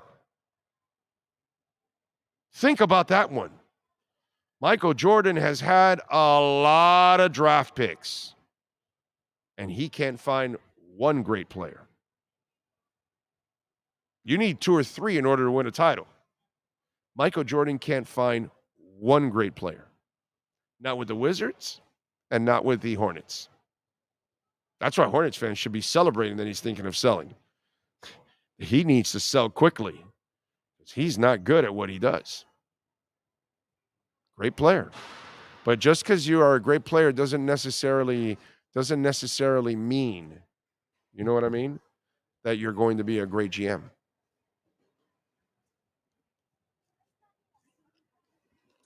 It'll be interesting to see how this whole process goes with without John Elway in the picture for the Denver Broncos. All right. What else do we have going on in the world of sports? You want a funny story? You know that they're trying to trade Ryan Tannehill? Sean laughs. It is. It's a funny story. So the Titans now are stuck with Ryan Tannehill, and he has a $36.6 million cap hit in 2023. They are paying $36.6 million for Ryan Tannehill. I mean, that, my friends, is what we call an absolute ripoff. That you're paying that kind of money for that dude there. Okay? Yes. What was Malik Willis's deal? Oh, he's a rookie deal. So he's rookie deal, but he's first round, so he got a little bit, right? Yeah. So they probably got over $40 million worth of quarterbacks on the books. Easily. Yeah. And neither one of them probably going to see the field? No. Well, no, they might have to, right? Because their guy left. The guy who started their playoff game. He's signed somewhere else. Yes, and I don't know if they're going to the Tennessee kid, Dobbs. Dobbs, there you go. I don't know if they're going to be able. They may end up settling for him, but I think they're going to go with Ryan for now. But the word is they're trying to trade Ryan, and you know they just drafted Malik Willis. I mean, think about being the Jets and the Titans. Okay, you have given up on your quarterback 1 year in practically. They went and signed Dobbs and started him in a playoff game, having him on the roster for a couple days because Malik could not. They were so insecure with everything about Malik that they had to move on to Dobbs right away. And so now they are talking about the Pats, the Ravens, and the Texans as possible destinations. And Belichick is stupid enough to actually trade for Ryan Tannehill. Now, he won't pay that money, so the Titans are going to have to pick up a lot of that salary. The Ravens, I was thinking about this. If it's a long holdout, do the Ravens then say, well, let's bring him in and we'll use him for a year? Now, again, they're going to pay less, and the Titans are going to have to swallow a lot of this contract. Out of the $36 million, if they're going to want to move Ryan Tannehill, they're probably going to have to swallow like $20 million of the 36. Okay, and then the Texans are also in the mix. Teams that don't necessarily have a quarterback. Or in the Ravens case, they have a holdout problem going on right now. He's a free agent in 2024. So Ryan will be signing a backup quarterback deal somewhere. Nobody's going to give him a shot as a starter. But it's interesting how Tennessee doesn't even want him to start this year. And remember, they're trying to also trade Derrick Henry, who is also going in to the final year of his deal, I believe, or 2 years left he has on his deal, and he's already up in years at 29 already. So now you're getting to a very dangerous age, and that's why they want to trade him, because he's going to want a new contract, and they don't want to pay him that new contract because most people aren't going to want to pay running backs into their 30s. It's not really a productive thing, especially a guy like that who has taken a pounding in Alabama and in Tennessee. Do not forget how much Nick Saban used Derrick Henry in those 2 years. I mean, he milked that dude big time. So now you're trying to unload all of these salaries if you're Tennessee because you're trying to turn over the roster. But the funny part is they're trying to trade a quarterback that most of us in the Dolphin Nation, that have a brain know that he can't get it done. $36.6 million cap hit this year for Ryan Tannehill. Jesus. Wow. That's ugly. Yes, sir. It looks like he's got a year or two left on his deal. Who? Trying to look at Henry? Yeah, because it says I think it's he's 2. a UFA in 2024. Right. I think But there's no numbers for next year as far as what they are as far as. So then the it's cap. 1 year, and then so it's not an option or anything next year. Is that what it is? Yeah, it doesn't look like it. Yeah. Also, he's a free agent after this season. Year. Yeah. Okay, so wow, Yeah. he's only got 1 year left, so he definitely wants a new contract. And I'm his sure he base does. salary's 10.5. Yeah, and I'm sure he doesn't even want to play on this contract. In a perfect world, he'd like to hold out. Yeah. Because all you're doing is risking injury. And I set you up to Malik Willis was a third rounder, not a first rounder. My fault. Okay. So they don't have 5 years on him, at least. They're only stuck with him for 2 more after this coming up. Yeah. But wow, you have given up on Malik Willis already. Like Zach Wilson and Malik Willis were like, you noticed like, wow, how off were we on these calls? Like right away. That's scary, dude. Speaking of the Jets, we can laugh at the Jets a little bit. So an insider for the Jets is saying that things are really ugly for them right now because they're stuck with Zach Wilson, is the way that things are being phrased. Okay? So it says, unless another team comes up with a surprising trade offer, the Jets are stuck with Wilson. Perhaps it will serve him well to sit and learn behind Rodgers, his quarterback hero, and out of the public eye. He does have a high ceiling than most of the backup quarterbacks, even if he hasn't exactly proven that in 2 years. And that's the part that I'm done with that part. He doesn't have a high ceiling. Why? Because athletically he has a lot of ability. That doesn't make it that you have a high ceiling. Do you have the intelligence to go with the athletic ability? Okay, then maybe you do have a high ceiling. Do you have the work ethic to go with the athletic ability? Okay, you have a high ceiling. Do you have the determination to go with that work ethic, to go with that ability? Then maybe you have an opportunity to be a hell of a player. But I have not seen the determination. I have not seen the work ethic. And I certainly have not seen the intelligence from him. He doesn't play like a smart quarterback out there on the field. He plays like a stupid quarterback. He plays like a guy that panics. I'm sorry. These are the things that, and this is why a lot of times I have, a different opinion at times of certain quarterbacks, because I don't fall in love just with their ability, because the quarterback there's so much more than just pure ability. There's lots of guys that have ability. Jamarcus Russell had lots of ability, and Ryan Leaf and Young, and there's so many guys that I can think of over the years that have ability that don't mean anything to me. That's just a building block. Are you intelligent, man? Do you have the work ethic? Do you have the durability? Now, and also, do you have the what's that called? The determination, because you're going to fail, dude. And you're going to look bad at times. And you're going to get ripped. and you're the face of the organization, and you got to learn how to take heat. And you got to be wired differently as a quarterback, not only as a leader, but, as setting an example for everybody else. And I've never seen any of those characteristics from Zach Wilson. All I've ever seen is talent. And again, talent don't mean shit to me, because there's a whole bunch of quarterbacks that are great quarterbacks, and they didn't have great talent. They had just good enough talent to be in the league, but they became great quarterbacks. Joe Montana and Drew Brees are two perfect examples. Athletically, they will never wow you. Professionally, they will floor you, because that's who they were up here. And that's what takes it to the next level for a quarterback. Ability is a small part of it, man.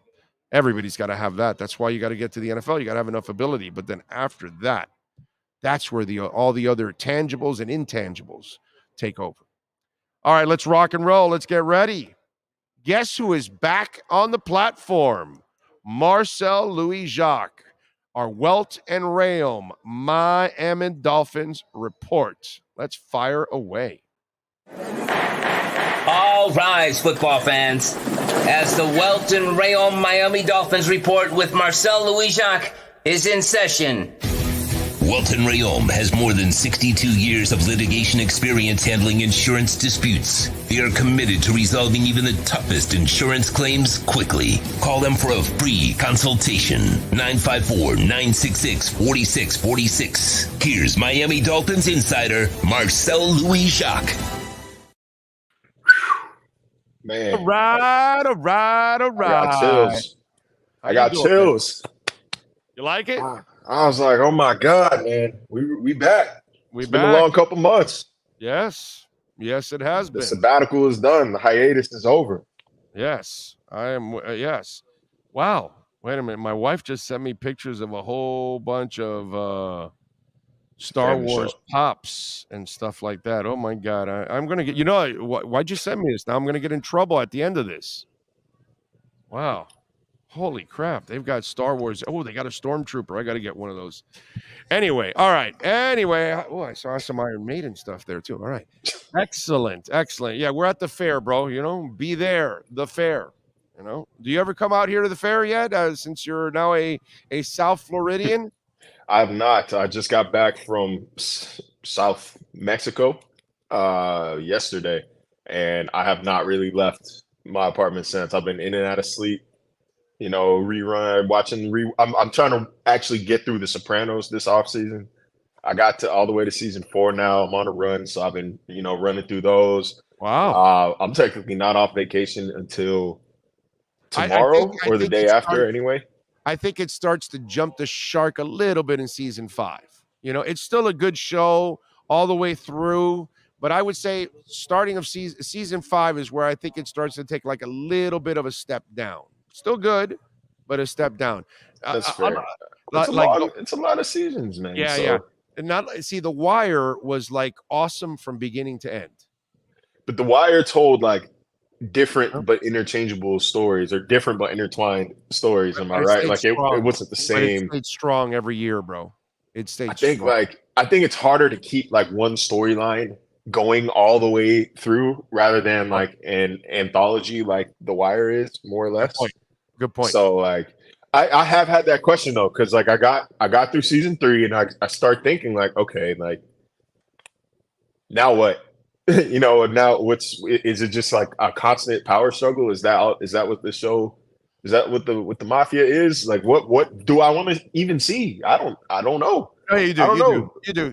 You do. You'll be fine. You'll enjoy the rest. But I think, you tell me once you start watching season 5, tell me if you think it loses a little bit of that. But you make a great point. Keeping the same storyline fresh is really difficult compared to, you're right, like The Wire, where it really changes it up and it's not the same storyline all the time. You're right. That's a very good point. It's a very little tricky, but it took me like 5 years, maybe more, to get through episode 1. So once I got through episode 1, we were golden from there, man. We were golden. All right. I like it. So Drew Rosenhaus was on today at Pat McAfee. and he mentioned that the Dolphins and the Packers were interested in Darren Waller. And dude, I'm thinking about this. I'm going, well, wait a minute. The boneheaded owners ended up costing this team a first and a third. And I'm wondering if they had that extra third, could have been Jalen Ramsey and Darren Waller this offseason. And would Darren Waller be here instead of the New York Giants instead? When I heard that story, your thoughts on that? That's one of those where if they want to do right by the player, like how the Rams did right by Jalen Ramsey and sent him where he wanted to go, I would only imagine Darren Waller is trying to go to Miami and not New York. Playoff team, no state taxes, better offense, better quarterback. I mean, what more do you want? What more do you want? AFC. AFC, dude. AFC is going to be tough. To the NFC. Damn it, bro. That's what But happened. that was the thing. But that's what I was getting at next. If they're not doing right by him, if I am the Raiders, I don't want to see you at all until maybe the Super Bowl. And then at that point, hey, look where we are. Who would have thought, right? Who would have thought? So I don't. Don't the Dolphins play the West? They play Kansas City. They play the Raiders? They do. They play the Raiders at home. They're at Kansas City. They're at the Chargers. They have Denver and Vegas at home. I remember because I was disappointed. Denver is one of the few cities now, dwindling list of cities that I have not been to in the U.S. and one of the stadiums I haven't been to. I was hoping that trip was going to be on the road. I was supposed to go in 2020. COVID hit. Nobody traveled. But yeah, they do play the West. So they would have to see him. But I don't know if we have to play you. We're playing you. I don't know how much of a motivating factor it was in trading him. But again, they didn't have that third round pick this year, so it was irrelevant. But if I understand this correctly, Rosenhaus was saying this was last year. Yes, right, during the season. Last year. Yeah, so it was probably leading up to the trading deadline. Is probably what it was. And the other thing I'm thinking of Marcel, is that the Raiders had just signed him to that $51 million deal. So the cap hit that same season would have been just absolutely brutal. Now that you turn the season over and you're going into the second year of the deal, then maybe now they can break up the cap hit a little bit more. And that's probably why it was more accommodating for them. And who knows, Marcel, they were probably asking for a first or second rounder during the season last year, and now they ended up settling for a third in the offseason. Exactly, because after the season that Darren Waller just had, great player when he's healthy. Right. But when is he healthy? We just spent all of the past year talking about availability this, availability that. When it came to Tua, you think those conversations are going to go away with Darren Waller? He's one of the most injury-riddled stars of the game that the NFL has to offer. I love the guy as a talent, overall talent. Hell of a player. Hell of a player. Good God, this offense with Waller, Tyreek Hill, Jalen Waddle. Yeah. Everybody. But it's like I was telling Andy Behrens, Evan Ingram had the same issues with the Giants. He was always injured. He just couldn't figure his body out. And then the Giants didn't want to give him that second contract. So he goes to the Jags. He figures his body out. He stays on the field. And everybody knew Evan Ingram was super talented. You knew he can run like a deer. And finally, he stayed on the field. And if he stays on the field, he's going to put up numbers. And sure enough, he put up numbers. And I think Darren's like that too. I think, certain guys, Marcel, you've been in the league now for a while. Some of these guys, they come into this league and they don't realize the demands and their bodies can't hold up. And it's not necessarily because their body is soft or, like most of us would break down. But it's because they are not dieting right, they're not exercising properly, they're not preparing themselves properly. And then once they figure their bodies out, some of them, not everybody, of course, but some guys, once they figure their bodies out, they're able to stay on the field, for a longer period of time. And I think that's what happened to Evan. And maybe that's what Darren Waller is too, a guy that needs to figure out, how can I stay on the field? What do I need to drink and eat and exercise and stretch and whatever it is that I've got to do in order to figure my body out? It's probably not an awesome sign then for Darren Waller that he's going to the team that Evan Ingram couldn't stay healthy with playing for.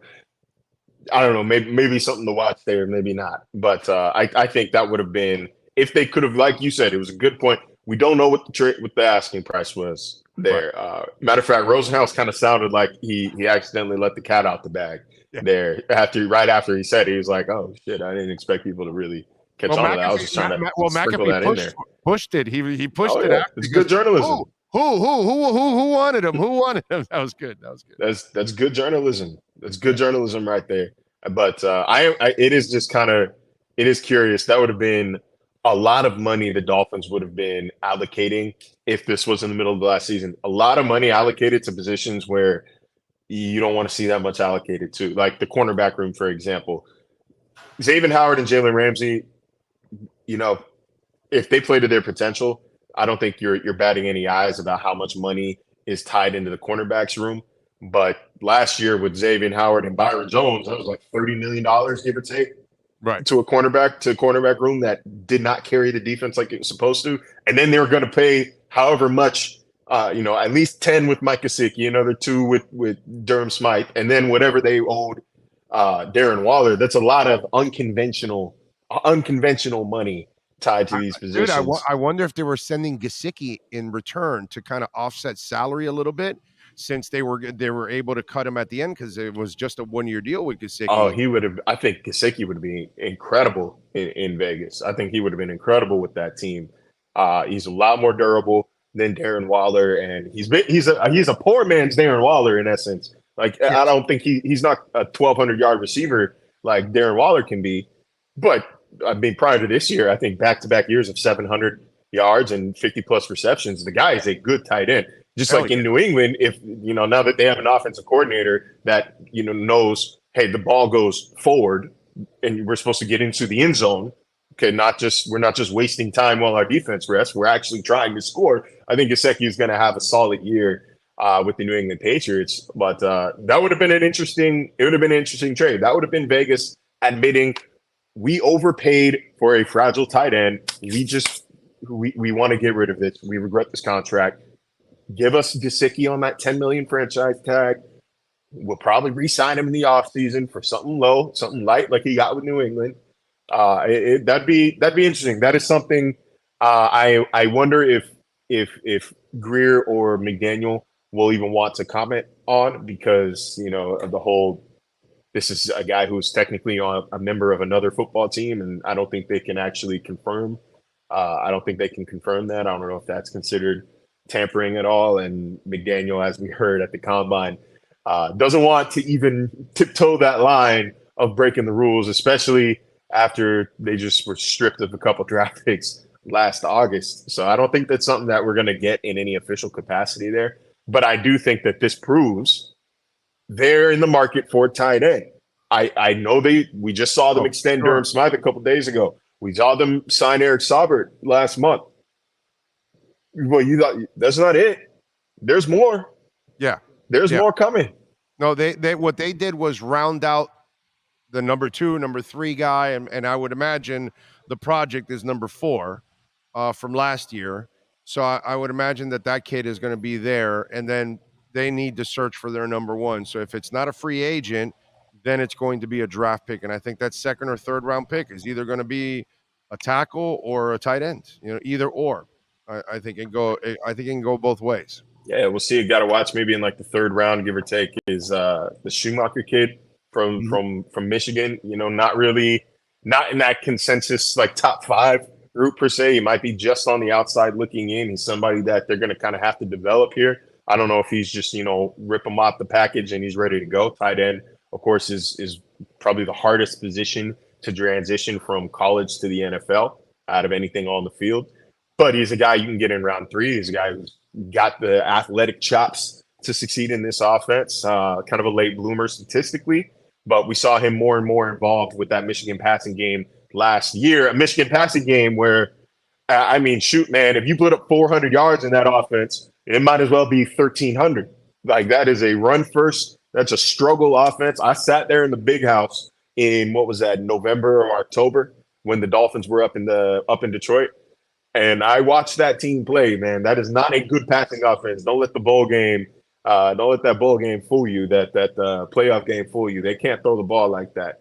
So I think you got to take his numbers with a grain of salt. But he'd be an interesting addition. And I know, the kid from Washington, the kid from Georgia is like the enigmatic tight end of this class right now. Will he be there at 51? Will he not? Is he going in the first round? Is he worth the pick?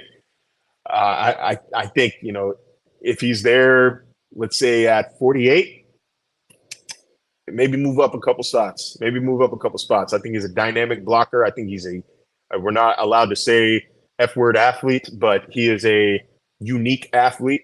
I think that's somebody who they could definitely mold. They don't need him to be productive right away. I think that is worth trading up for. Matter of fact, like I'm on team trade up, period, for either Washington or if Jahmyr Gibbs is there within a few spots of you. Because you're not picking, I mean, that's a long wait from 88 to, 161, 166. Somebody, I'm sure, who can type it up, on the spot can correct me here if I'm wrong, but that's a long wait from round 3 to round 6. You might as well just trade up for your guy. Make it easy on everybody. Trade up for your guy, and let's keep it pushing, man. Let's move on from the draft. I love an easy draft weekend. This roster's set. You don't need this draft. I gotta say, Tyreek Hill's got some good vision because he was on a podcast, and I don't think this is news what he said, but I love his vision. And he says that he's going to play out the next 3 years of his contract with the Dolphins and retire, and that he wants to go into the business of gaming. And I love his vision because I invest in a lot of companies in crypto that are part of gaming. And I think it's going to be in this next bull run here, it's coming. I think the gaming companies are going to absolutely explode on Web3 and the metaverse and all that kind of stuff. So I think he's really smart on his part. But it ain't news, right? 3 years, that's probably when you probably want to get off that gravy train. And you're also looking at maybe that's your window too now to try to get that championship. Oh, we know that the window is short right now. We know the window is short. Tua's still on a rookie contract. I think they've got like 6 players signed for 2025 or something like that. Like it's a ticking time bomb. This is Rams-esque right now. You need to win your damn Super Bowl. That is why value out the window with this draft and the next draft. You get guys that can contribute right now. That's why I'm saying to trade up for a guy like Gibbs, not Washington. Trade up for a guy like Gibbs who can come in and be a contributor on a championship team right now. Because you're going to say F them picks in about 2-3 years, or you're going to need them picks in about 2-3 years. So F them for now. Your salary cap is tied up. And good point there with Tyreek. In 3 years, he'll be, 32? Yeah. 33? Yeah. He looked very slow last year. So I don't know about any impending slowdown. He looked pretty damn fast to me last season. He's probably going to look pretty damn fast in 2023. But I don't think you're going to sign him. You're not signing him to no $120 million contract in 3 years. But money talks. So he might say he's going to retire now. But if somebody dangles $100 million in front of him, $90 million, $80 million, $75 even for a 33-year-old receiver who relies on speed, I think his mind can be swayed. So I wouldn't put a whole lot of stock into it right now. But good God, you better attack that window while it's open. But luckily for the Dolphins, I think their window is about as open as any team in the NFL. I think what they've been able to, the moves that they've made on defense this offseason, I think rival the moves they made on offense last season. I think we should be as excited about what they've done on defense here. Not just because of Jalen Ramsey. I think Jalen Ramsey is the second biggest addition. Oh, yeah. Vic Fangio, the one we haven't been able to talk about this much. That's, I think, and a healthy X. And a healthy X. Because X wasn't healthy, bro. You're gonna get a healthy and motivated X next year because he knows that he's gonna either get cut or he's going to have to ask for, stick around for another year here on the current deal. So he needs to play really well next year, not just for the Dolphins to stick around or to sell himself to another team next year if he does get cut. So plus having Jalen around is going to motivate him to play at a high level because he's got another dog opposite of him. I think you're going to get Fangio, you're going to get Jalen Ramsey, and you're going to get X because you didn't get the real X last year. So those 3 additions alone should change the face of everything on defense. And it's one of those, you don't have to send a hobbled X at Stephon Diggs right now. You don't have to. And then ideally, you get Javon Holland playing a more natural kind of center fielder type safety role, Kohu, Micah bro. Hyde-ish role. You get Kohu. Kohu, you get Needham back at the slot. That's a way better, way healthier rotation. You get Brandon Jones back. There was no replacement for him last season, and as much as he might have struggled in pass coverage, he is one of the most. He was getting better last year. He was getting better until he got hurt. That's what I'm saying. Like as much as that's been a part of his game that he needs to improve in the past, he is one of the NFL's best in terms of rushing the passer from the defensive back position. He is the reason why Josh Boyer was able. He was a big reason, I should say, why Josh Boyer was able to do a lot of what he did. God forbid, or God willing, we don't see any more 3rd and 15 cover zeros anymore. I wouldn't mind never seeing cover zero again, to be honest. I think it's a cheap call. It should be a blue moon thing. I hope to God we don't see it as often, and I can't imagine we would under Vic Fangio. You won't see it with this guy. He doesn't play that kind of defense. No, I think I'm excited for OTAs to just start to see like the bones, the skeleton of this new coverage that he said he's come up with. During his time. That should be a scary thing for the league, man. That arguably its best defensive coordinator took a year off and feels like he's learned more. Like feels like, yeah, I think I've gotten better. I've got some new tricks in my bag. I got some things I'm about to unleash on the league. I think that the Dolphins are maybe the sleeping giant of the NFL, which is hard to say for a team that, did just make it to the playoffs and did just finish, I think, the number 3 offense in the NFL. But I think their window is opening. I think the team up north's window is starting to close a little bit. You look at what the Bills have done in the draft and in free agency over the past couple of years. They've taken care of their own, but it's not often that they re-sign a guy and then keep him for more than a year. That guy's usually gone after a year or two after. The drafts aren't looking great. Not good receiving core after Stephon Diggs. Not sure what they're doing in the run game, although I do like Damian Harris, the Damian Harris signing. Defense should still be salty with Poyer's return and all that, but I really think that Miami Bills are going to be probably open the season as the favorite just because of the name recognition, because of Josh Allen. But if I'm a betting man, I'm putting money on Miami to win the AFC East. There you go. Follow him on Twitter at Marcel_LJ. Love that prediction. And, of course, catch him twice a week here doing his thing with the Welt and Rayom Miami Dolphins report. Good to have you back, my brother. We'll catch up on Friday. You enjoy the next couple of days, my friend. Appreciate it. Yes, sir. Good to be back. Good to be back. Good to have you back. Great to have you back. Thank you, my friend. Appreciate you. There you go. Marcel Louis-Jacques, baby. And he's got the Dolphins winning the division. Gotta love that. I see they're all coming to my side, I'm thinking now. See? Told you, Dolphins going to take this division. Told you, you better look forward to this offseason, everything going on. This is going to be a great season.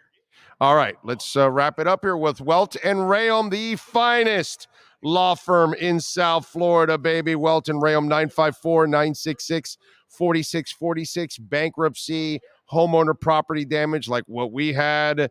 Call Welt and Rayom, man. Dade, Broward, Palm Beach. Even one of our listeners in Orlando came on down and hired the great people at Welt and Rayom. So it doesn't matter where you are in Florida. You can just call them, pick up the phone.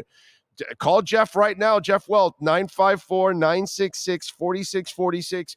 You got condo damage, criminal defense, business owner claims, commercial litigation, personal injury. They can take care of you. They did it for us. They're already doing it for a couple of our listeners here in South Florida. Another one of our listeners in Orlando, folks. So please call them, 954-966-4646. If you have any of these issues, do not call the insurance company.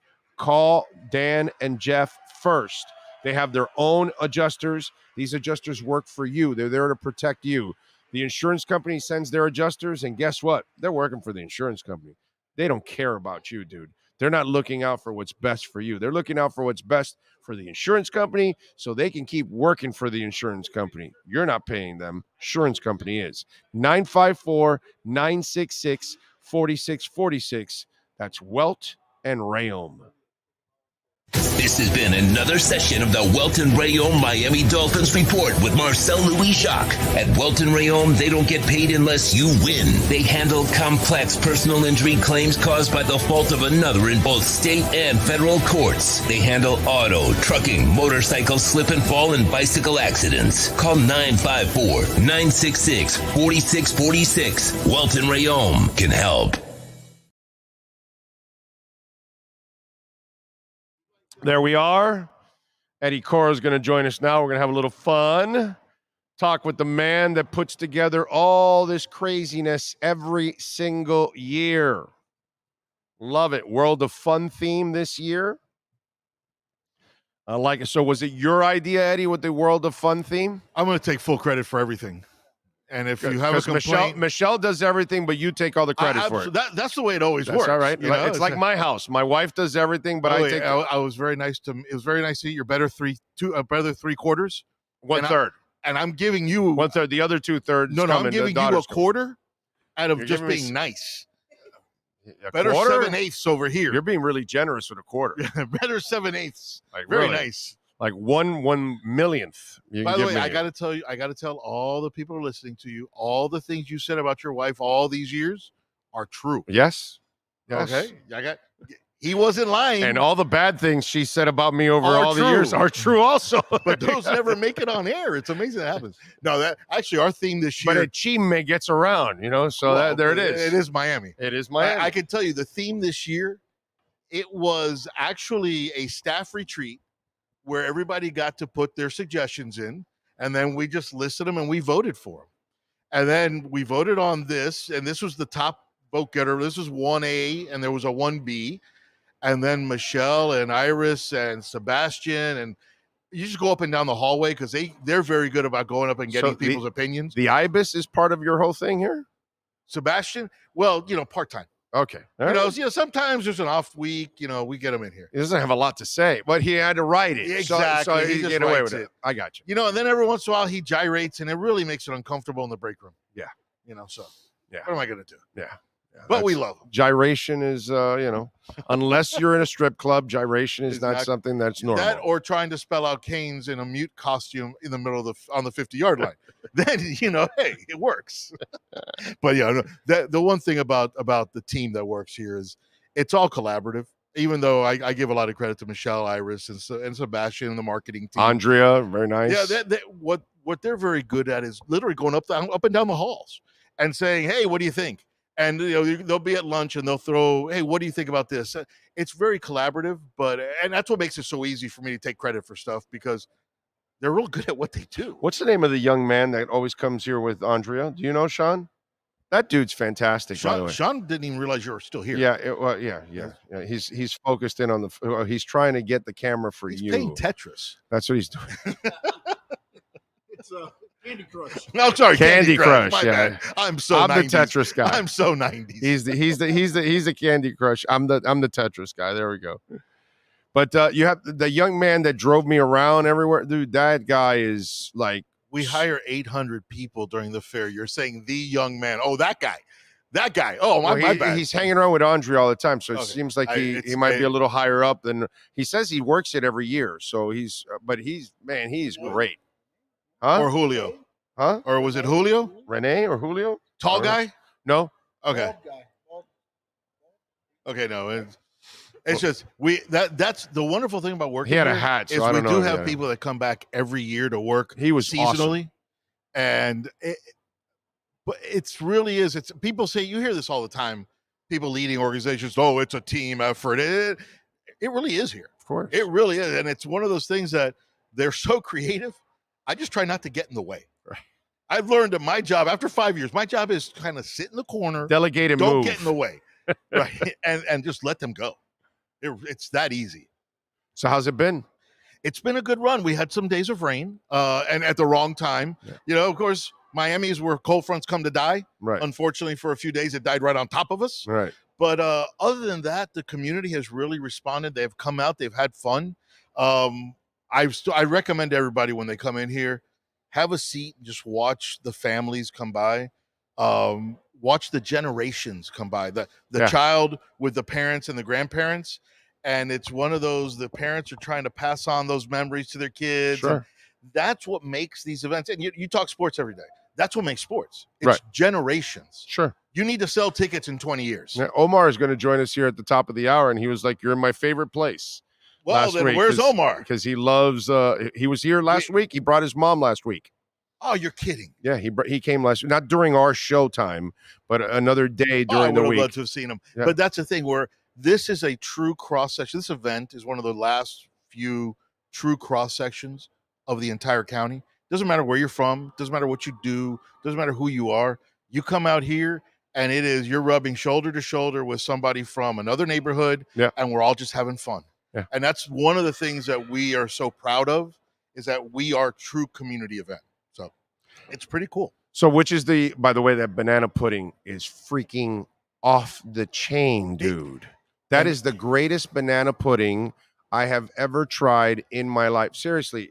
It's okay. It's a little truck down it's on there. the mall. It's location. Do you like banana? Do you like banana pudding, Al? The best banana By the pudding way, ever. it is the little Homemade. It's a little nondescript red trailer. Yes. And unfortunately for them, it used to be in the spot of an elephant ear. An elephant ear here's our king.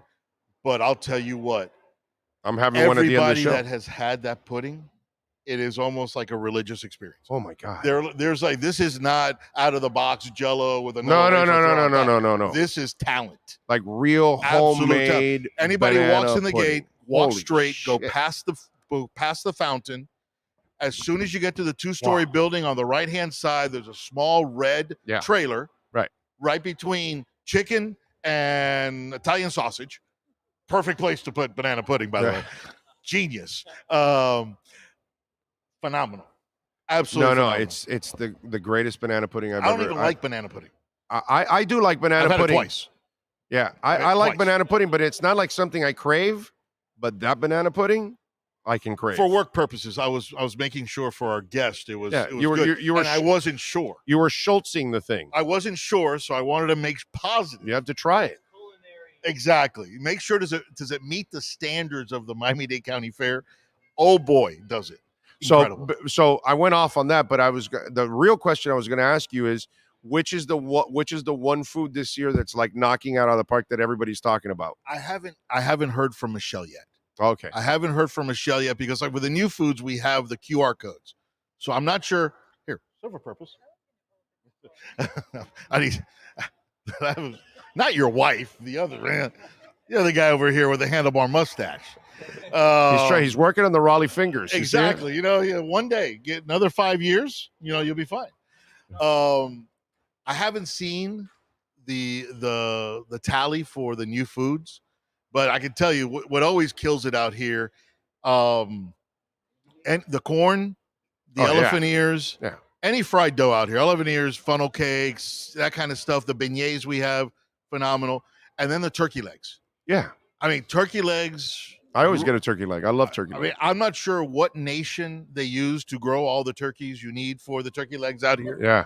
Because you need like a small third world country, space-wise, to grow them. Yeah. But it is amazing how, and you stay here at night, by the way, when we close at night, we usher everybody out of here. It's right by the front gate. So they're taking dinner home for the week. Oh, for sure. Yeah. They're taking dinner home for the week. It's amazing. Yeah. Yeah. So I love the turkey leg. Turkey leg and especially the elephant ear is one that I always have. And the corn too. I love the corn. My favorite thing out here though, gyros.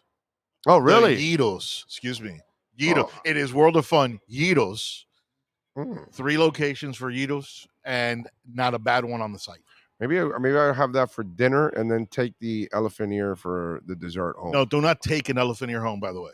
No, People do. I It mean, I just grab it. doesn't- I'm eating it Yes. on the way to the Thank car. you. That's what Thank I mean. you. There won't If- be an elephant ear If left. you somehow you can't have let an it sit elephant around. ear in your car, you weren't trying hard enough. Right? Yeah. Yeah. No. That's lack of trying. Well, you got to come back in here, do it again. Right. No. Yeah, there's no. What no- I mean is it's on my like I'm walking to the car. I'm eating. As I grab it, I'm just eating and walking. And understanding that I know you have a very healthy, high protein breakfast. Oh, for sure. The cinnamon buns, Ooh. those you can take home and warm them up tomorrow. Okay. Phenomenal.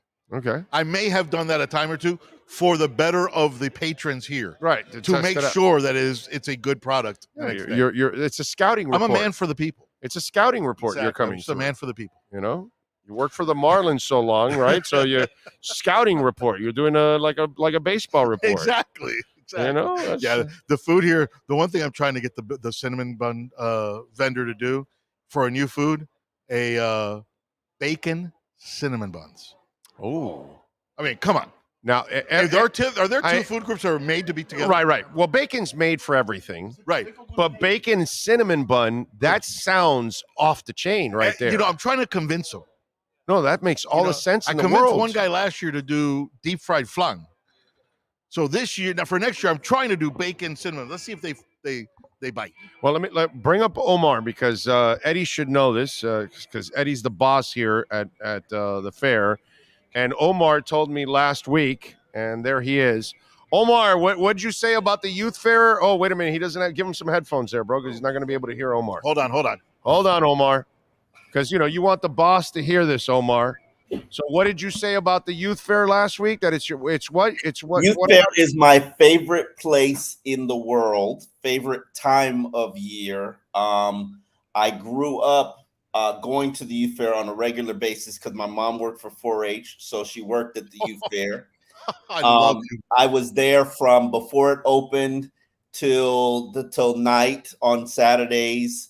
And so I love it, and all my kids love it. My daughter, she's 2. We just took her to the youth fair probably a week ago.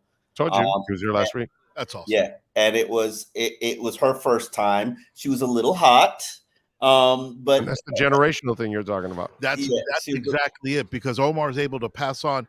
I guarantee it. Omar, let me see if I put your visit down in about 2 seconds. You walked in with your kids, and you instantly became a kid. You remembered what you did when you were that age. Yeah. You tried to show them that and then let them build their memory.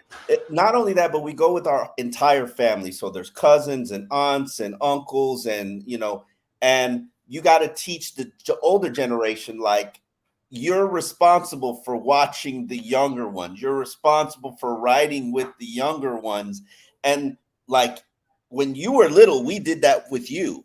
Like, right. I took my cousin TJ, he's got like an 8-year-old kid. And I remember when I had to ride the little rides with him, and this is probably a 38-year-old man now. So it's about passing it down. The youth fair by far better than Universal, better than Disney World. I don't care what any Disney World fanatic says. I'm sorry, way more rides at the youth fair and way better food. Don't argue with me because you have nothing to counter that. Man, thank you very much for that. That means a lot. It really does, because I'm with you. When I started out here on the board of directors, my kids were 2 and 5, and I remember riding the rides with them. They're 27 and 24 now, but it is my 23rd fair.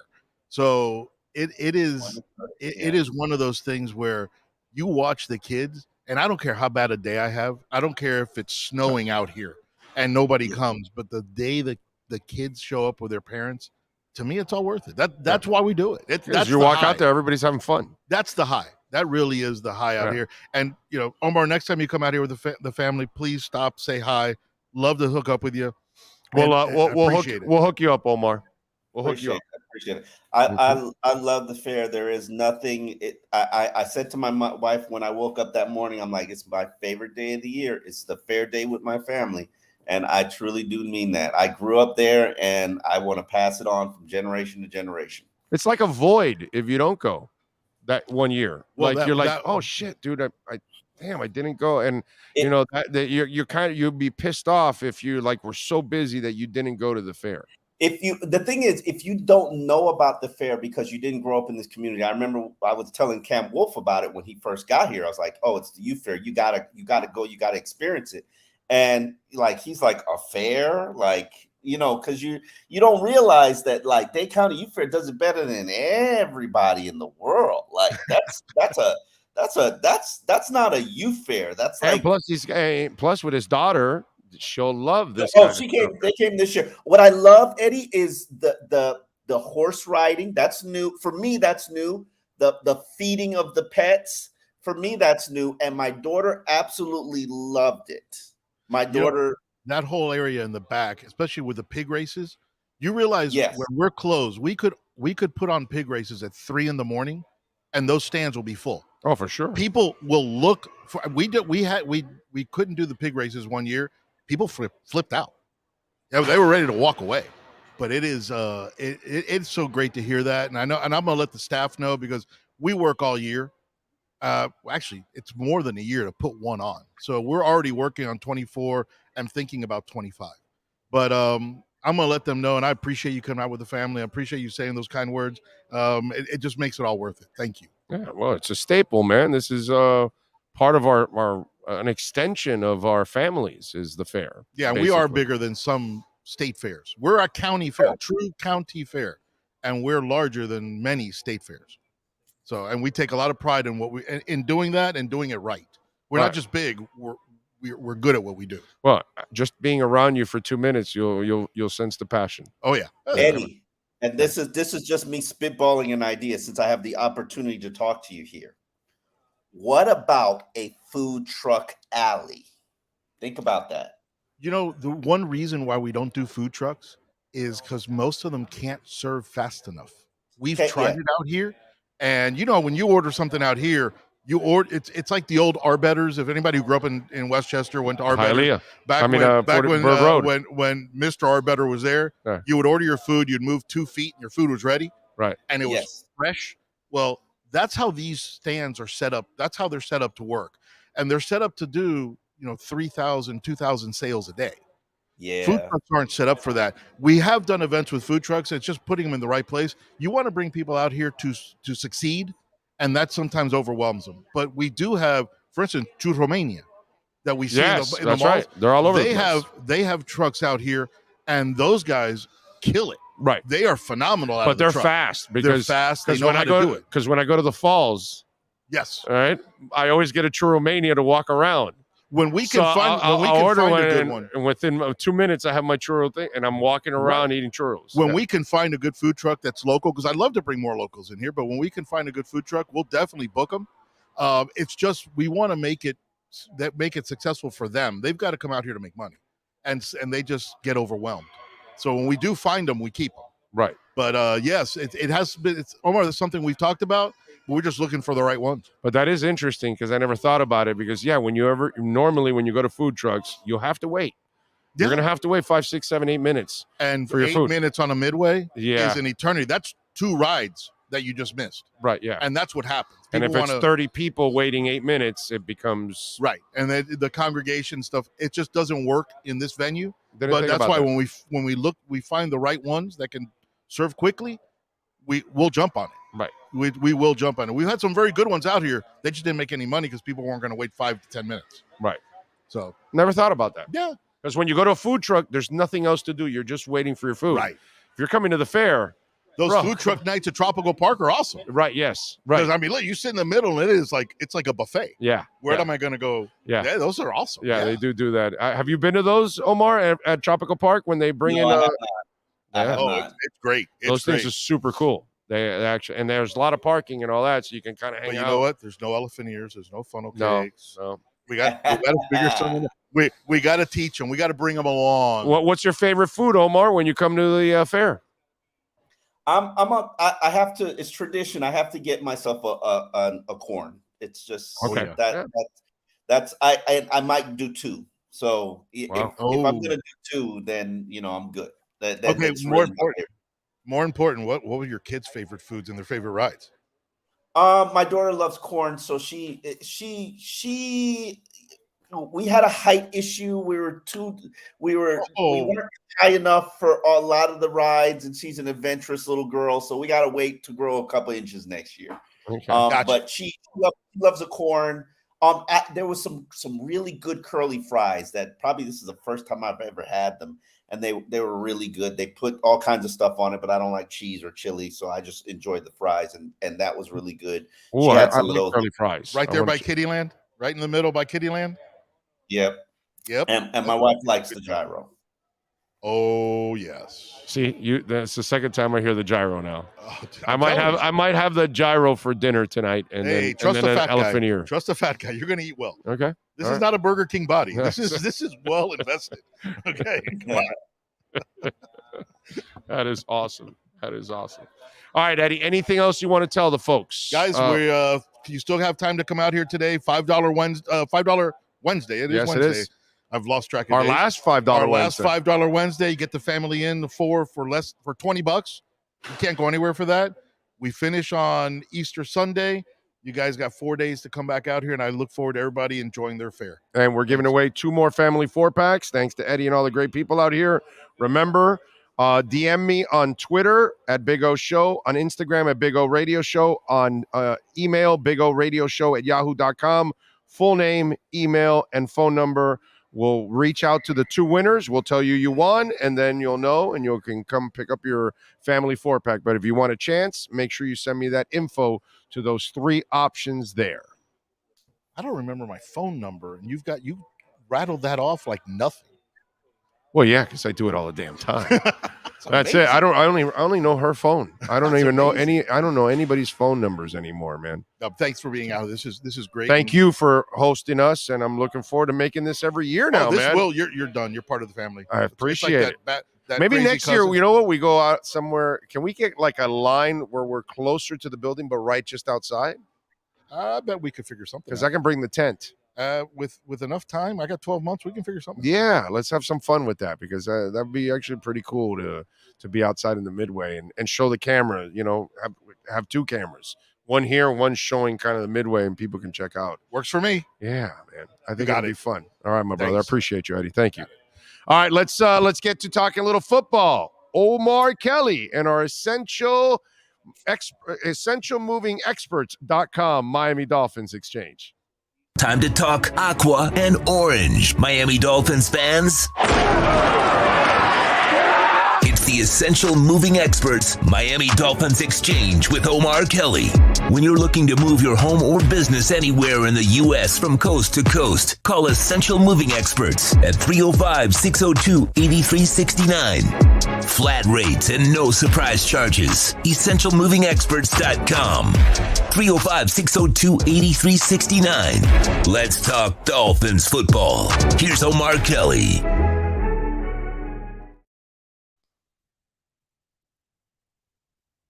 He is the man, the myth, the legend. How you feeling, baby? You feeling good? I'm good. I'm glad I got to tell people how much I love the fair, because I truly do love the fair. Yeah, who does? Favorite. I love the fair, bro. Shit, man. This place is awesome. It's always fun to hang out in the fair and enjoy it. You know, the wife is here. She's going to go get my daughter now. And when I get off at 7, we're going to go walk around and have some fun and enjoy the fair now, man. So, yeah, we're looking forward to that, man. So cannot complain when it's all said and done. So apparently you got Poupart to admit that Tua's a top 15 quarterback. Well, that's Yeah, I'm working on top 10. Did you drug him? Did you drug him or something? No, it was.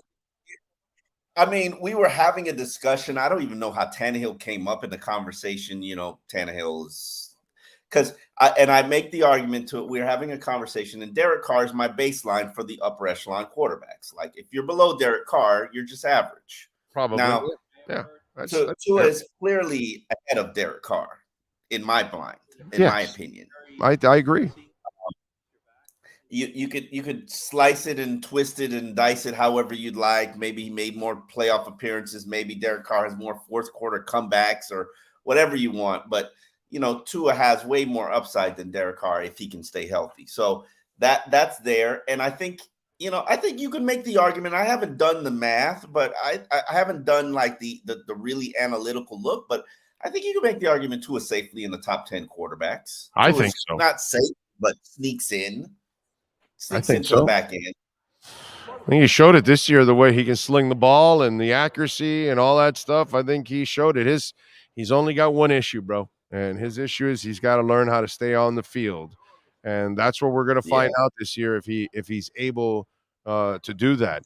By the way, a little news story developed thanks to Drew Rosenhaus. He told Pat McAfee that the Dolphins and the Packers were interested in Darren Waller last year during the season. But obviously Waller never was moved, but was moved in the offseason to the Giants for a 3rd rounder. And now when I think about Bruce Beal and Stephen Ross, I think about, well, wait a minute. Chris Grier could have used 2 third-round picks for Jalen Ramsey and Darren Waller. That would have been pretty cool, bro. You know what? And that doesn't necessarily surprise me. And here's the reason why I say it doesn't surprise me. Chris Grier has more trade conversations than probably any other GM. Like if there's a player out there, you don't think they've had conversations about Cook and Henry? Like they're having the conversation. Now, whether or not they want to take it past the conversation and actually, really, really, try to execute the deal. Right. They want to see if they can get low-hanging fruit. That's what that's kind of been the MO now for them, right? Like, you're trading Jalen Ramsey? Okay, so what do you want from him? Well, we want a first. Yeah, it's not necessarily low-hanging fruit.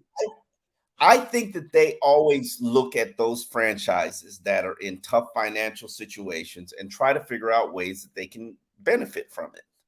Jalen Ramsey was one of those trades where they projected and they probably targeted it. They probably looked at it and said, hey, these players are probably going to come loose, come off the tree, and we can and they're still ripe. And we could probably make a good little meal, have a good little mixed drink out of this Jalen Ramsey guy. They do it every offseason. I think that I'm having this discussion with Poupard, and we're going to evaluate Chris Grier in a very thorough nature next Sunday for the All Dolphins podcast. But I think trades is the best thing that Chris Grier does. I think managing the cap, with the exception of this year, it's a little bit of a challenge, but that's because you're going all in on these drafts. Is the second best thing that he does, because I think they're usually in a very good financial spot.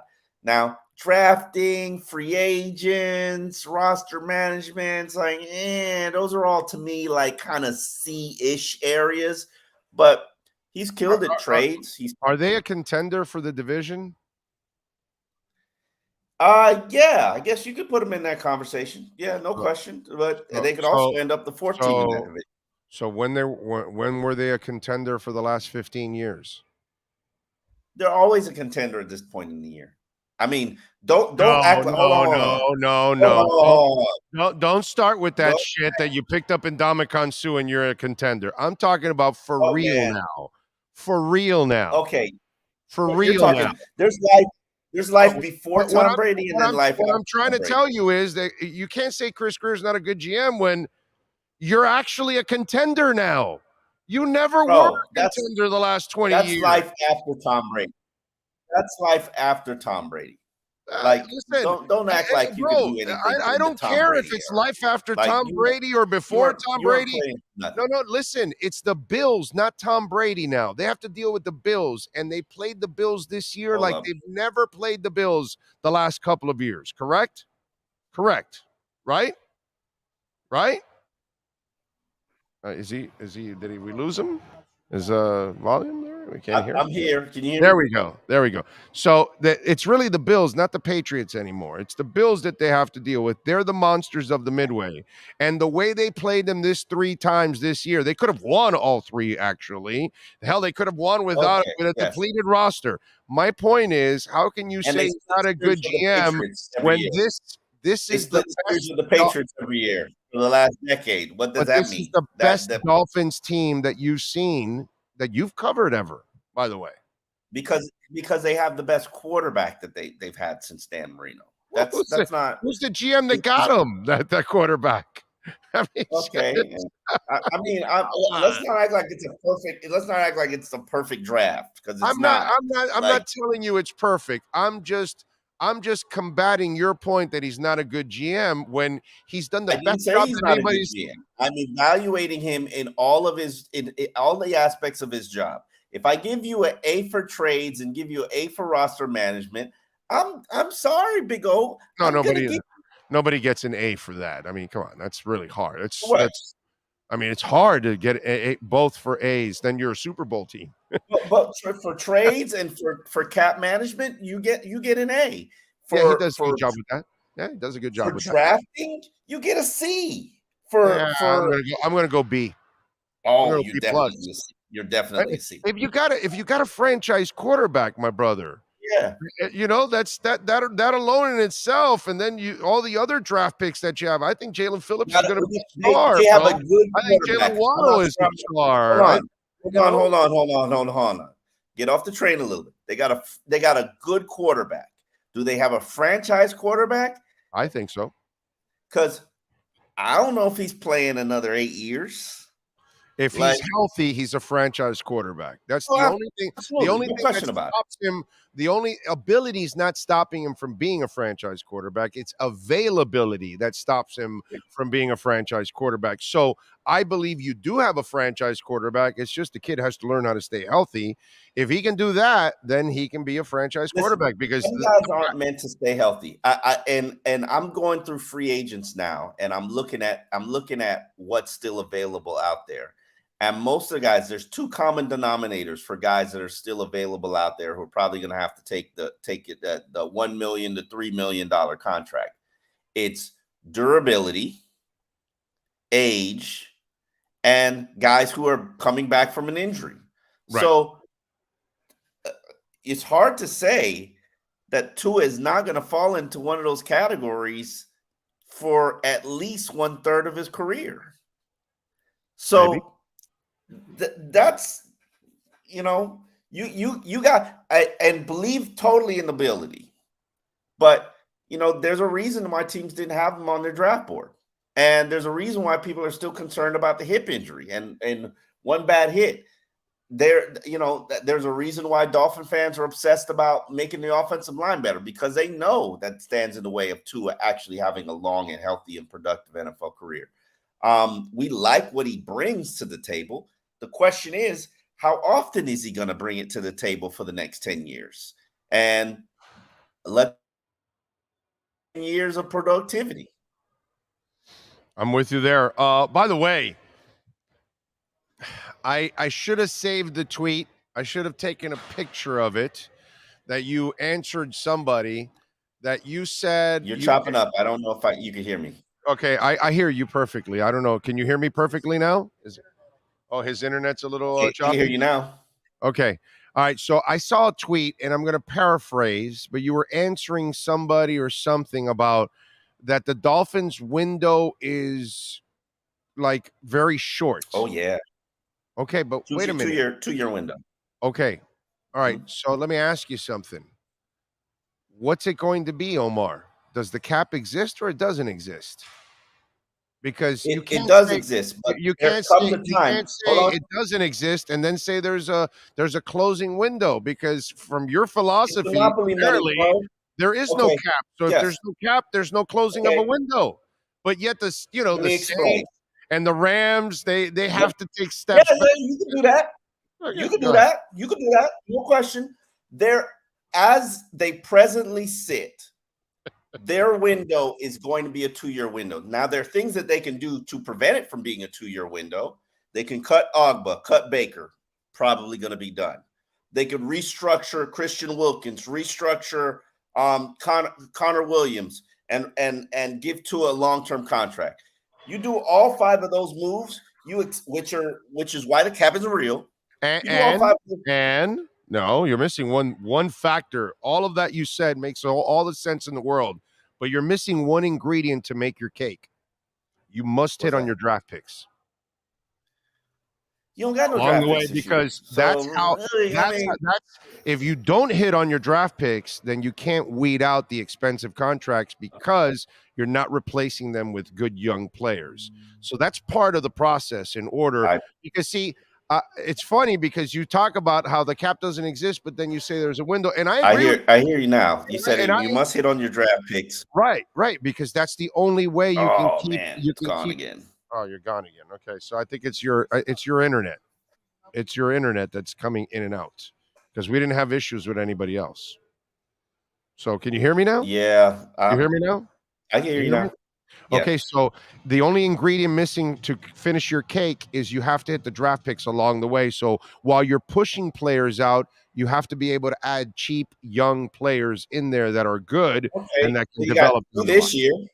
Right. You got 2 this year. Not really much you can do with that. And then next year you gotta, next year's I'm not expecting a rookie. Huh? Next year you get back your What'd you picks. say? Next year you get back Yeah, your but lottery picks.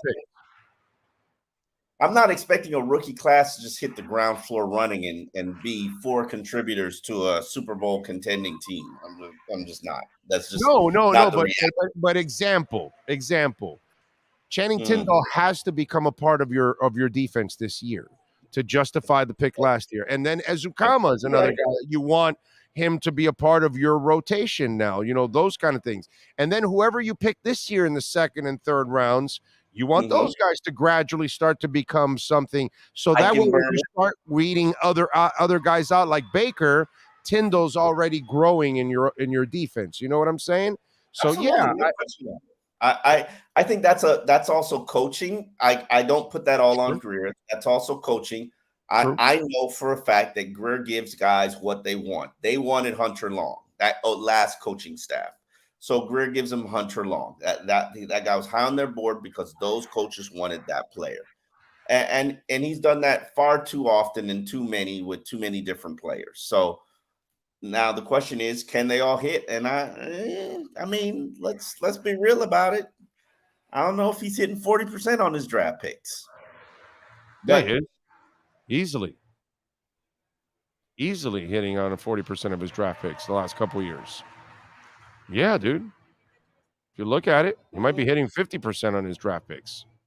Not from when he began. Don't go Gase and Tannenbaum. Go post. I said 2019 is the starting point for Chris Greer. That's where post Gase Tannenbaum, he's done a really good job because he's had less people in the way. Flo got in his way a little bit for certain things, like you just mentioned. And hurt him in other ways too, because he brought Flowers in and then he wanted to get rid of him, and then that hurt him cap wise. And what was the other guy that he wanted? Van Noy, and then he didn't want Van Noy, and then that hurts the GM too at the same time, because it's like, bro, I get the guy you want, and then next year you don't want him anymore. It was the Philbin thing. You know about Philbin. Philbin would go in every week, every other day, and complain about a guy that he couldn't coach. It got to the point that the front office told him, Joe, you got to coach people. You better deal with some of these characters. That's just the way it is. Joe Philbin didn't want to coach anybody that had a difference of opinion with him, ever, bro. He wanted him out. It's crazy. All right, what do you got going on? 1, 2. No, they're 2 of 6 in 2019, 4 of 11 in 2020, and I believe 4 of 1, 2, 3, 4, 5, 6, 7, and 3 of 7. 3 of 7. Where? So let's see. Oh, you're talking. Oh, okay. Last year, 2 years ago, go 21. Jalen Waddle, Phillips, Holland, and that's it, right? Because Eichenberg, Hunter Long, Lerner Coleman, and Jared Dokes did nothing. All right, so you hit on your first 3. And Eichenberg could be the guy this year if he does turn the corner. Tua, no. Tua, yes. Austin, no. Noah, no. Robert Hunt, yes. Raekwon Davis, is he a yes, a no, a maybe? I counted him. All right, barely. Brandon Jones, definitely a yes, for sure. And then after that, Solomon, Kinley, Strobridge, Weaver, and Ferguson. Those are late picks, but okay. But that's a good draft. And then 19, Wilkins is a hit. I like Van Ginkel. Van Ginkel's fine. I counted him. I said 2 of 6. And Gaskin. I'm not really counting Gaskin. You have to count Gaskin. Bro, I don't have to, because he was a lead runner on a disappointing rushing attack, and he was a 4th-string running back this year, and they just signed him to just give him a job. He's a 7th round pick, and he's made it this many times. That's a successful pick. He's a backup. It's a backup. Yeah, that's what your 7th round pick's supposed to be, is backups. They're not all going to be Tom Brady, bro. Leading back for 2 years. I'll give it to you, like 3 of 6, but it's not like wowzer. I mean, I say this all the time about 2019 draft. Nick Needham is Christian Wilkins is by far exceeded a lot of expectations, but Nick Needham outperformed him this rookie season.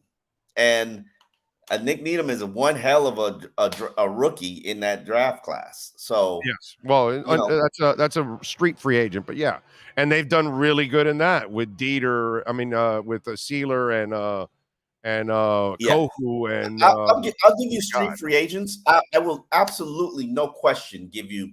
He gets a B in street free agents. Well, that's how you make up for some of your picks. You know what I'm saying?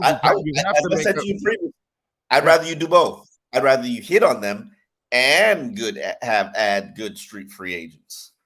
Not everybody's going to do that, bro. Most people are not going to hit on their free agents, on their undrafted free agents, on their draft picks.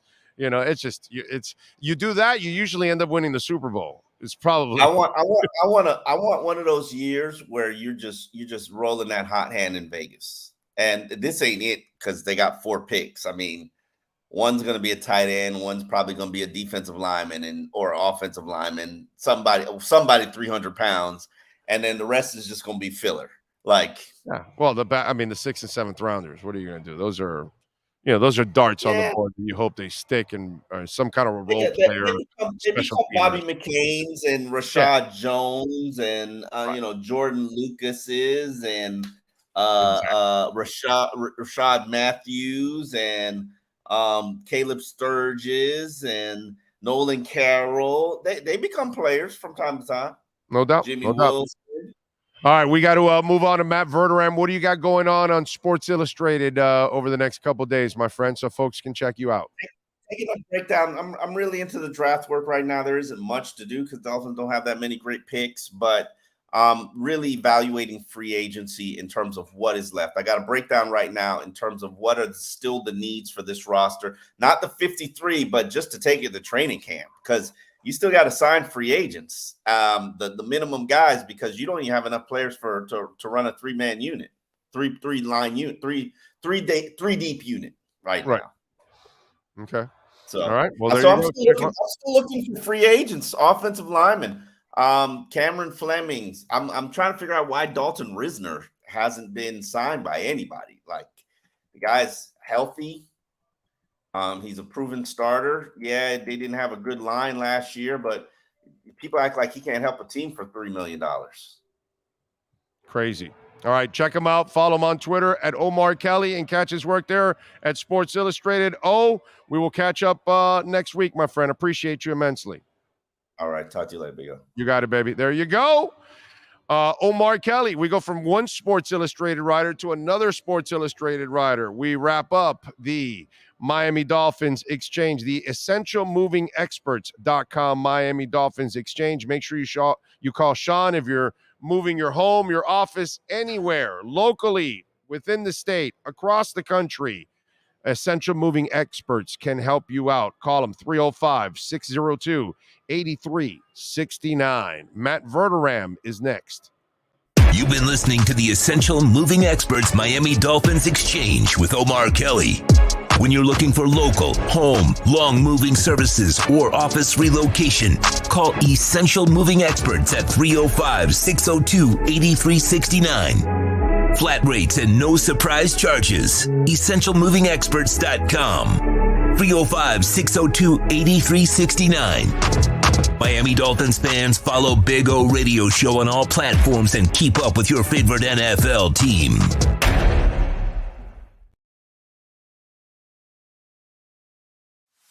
Let's huddle up with Matt Verderame. The huddle is brought to you by RedRecover.com. RedRecover.com's wraps and pads are designed to deliver maximum benefits with each treatment anywhere you go. Go to RedRecover.com to learn more about Red Light with videos, blog posts, and over 40 years of medical research to treat pain, inflammation, and overall well-being. Here's NFL reporter Matt Verderame.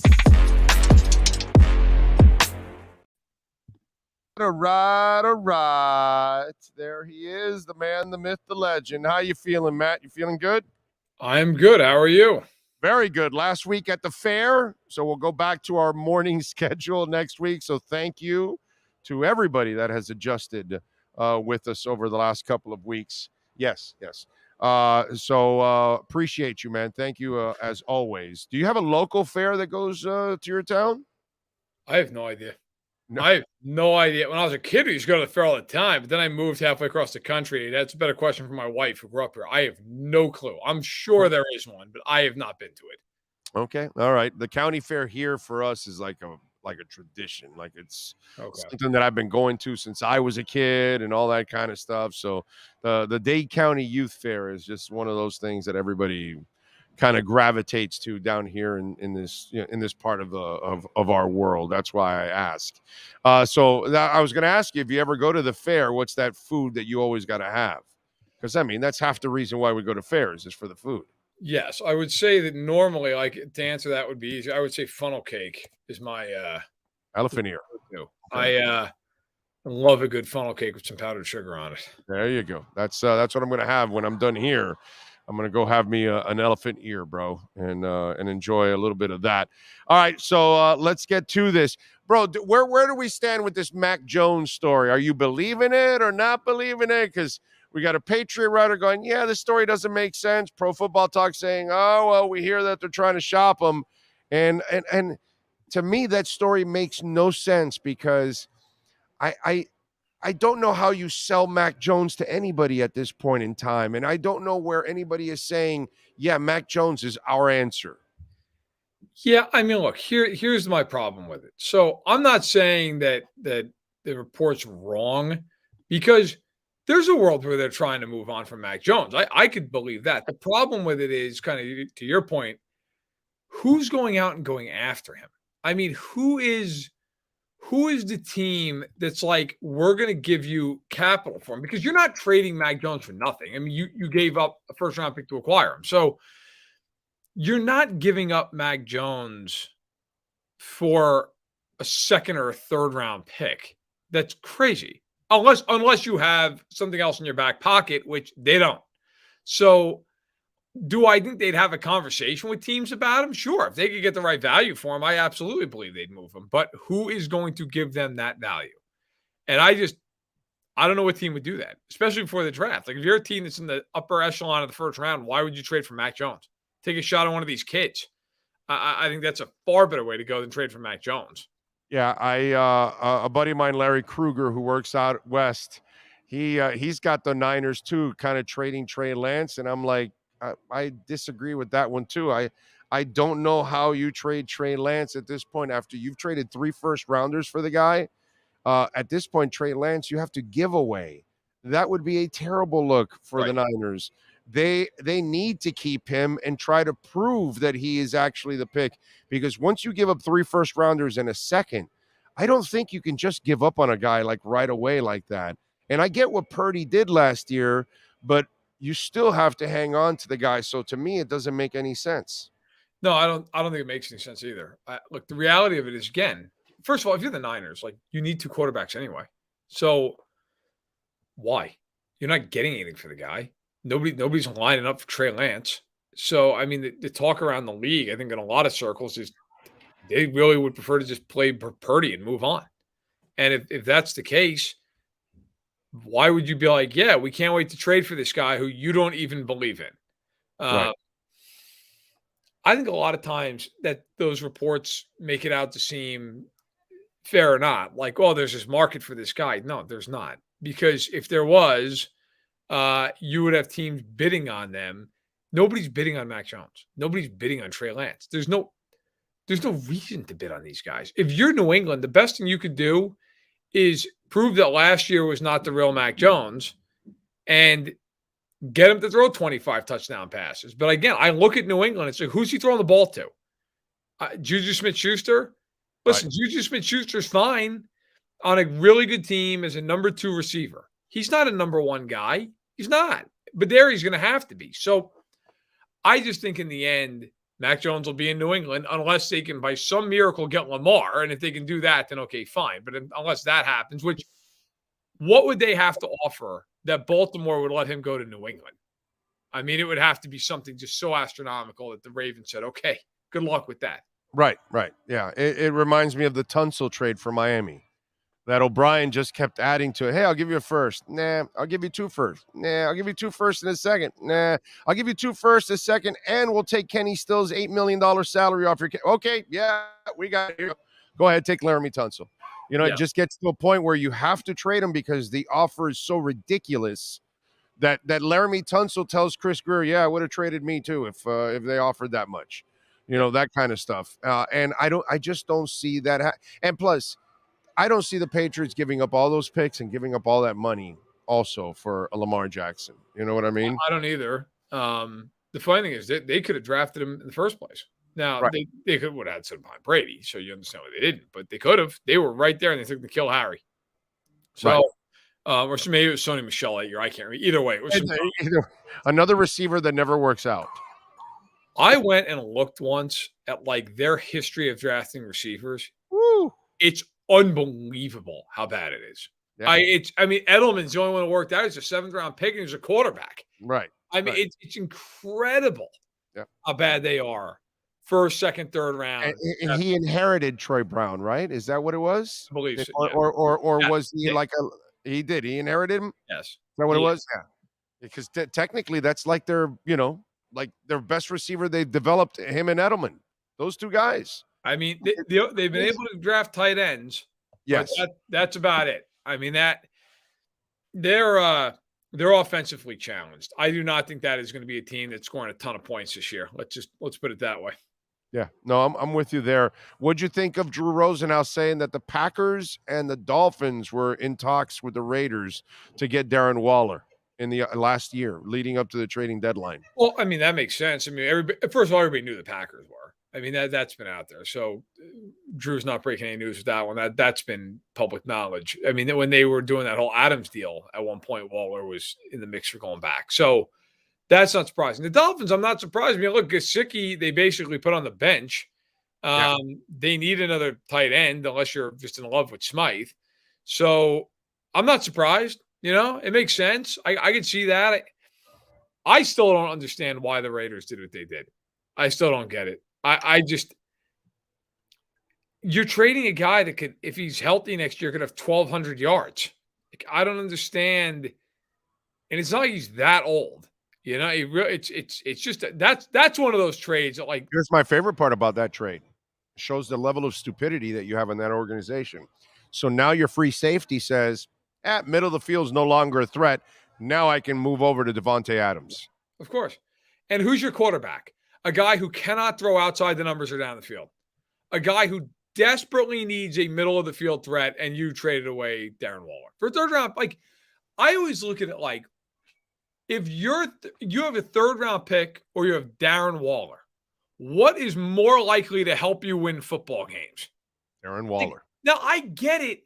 If you're just some team like the Cardinals with Hopkins right now, the Cardinals are in a complete blow it up rebuild mode. That's fine. I understand that. You're just trying to accumulate picks, get more darts to throw at the board. Fine. I'm 100% with them.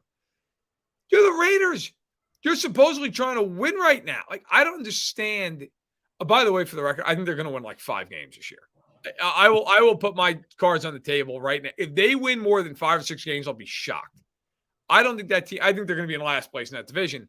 I don't understand the thought process at all behind anything they've done, but trading Waller just seems to go par for the course.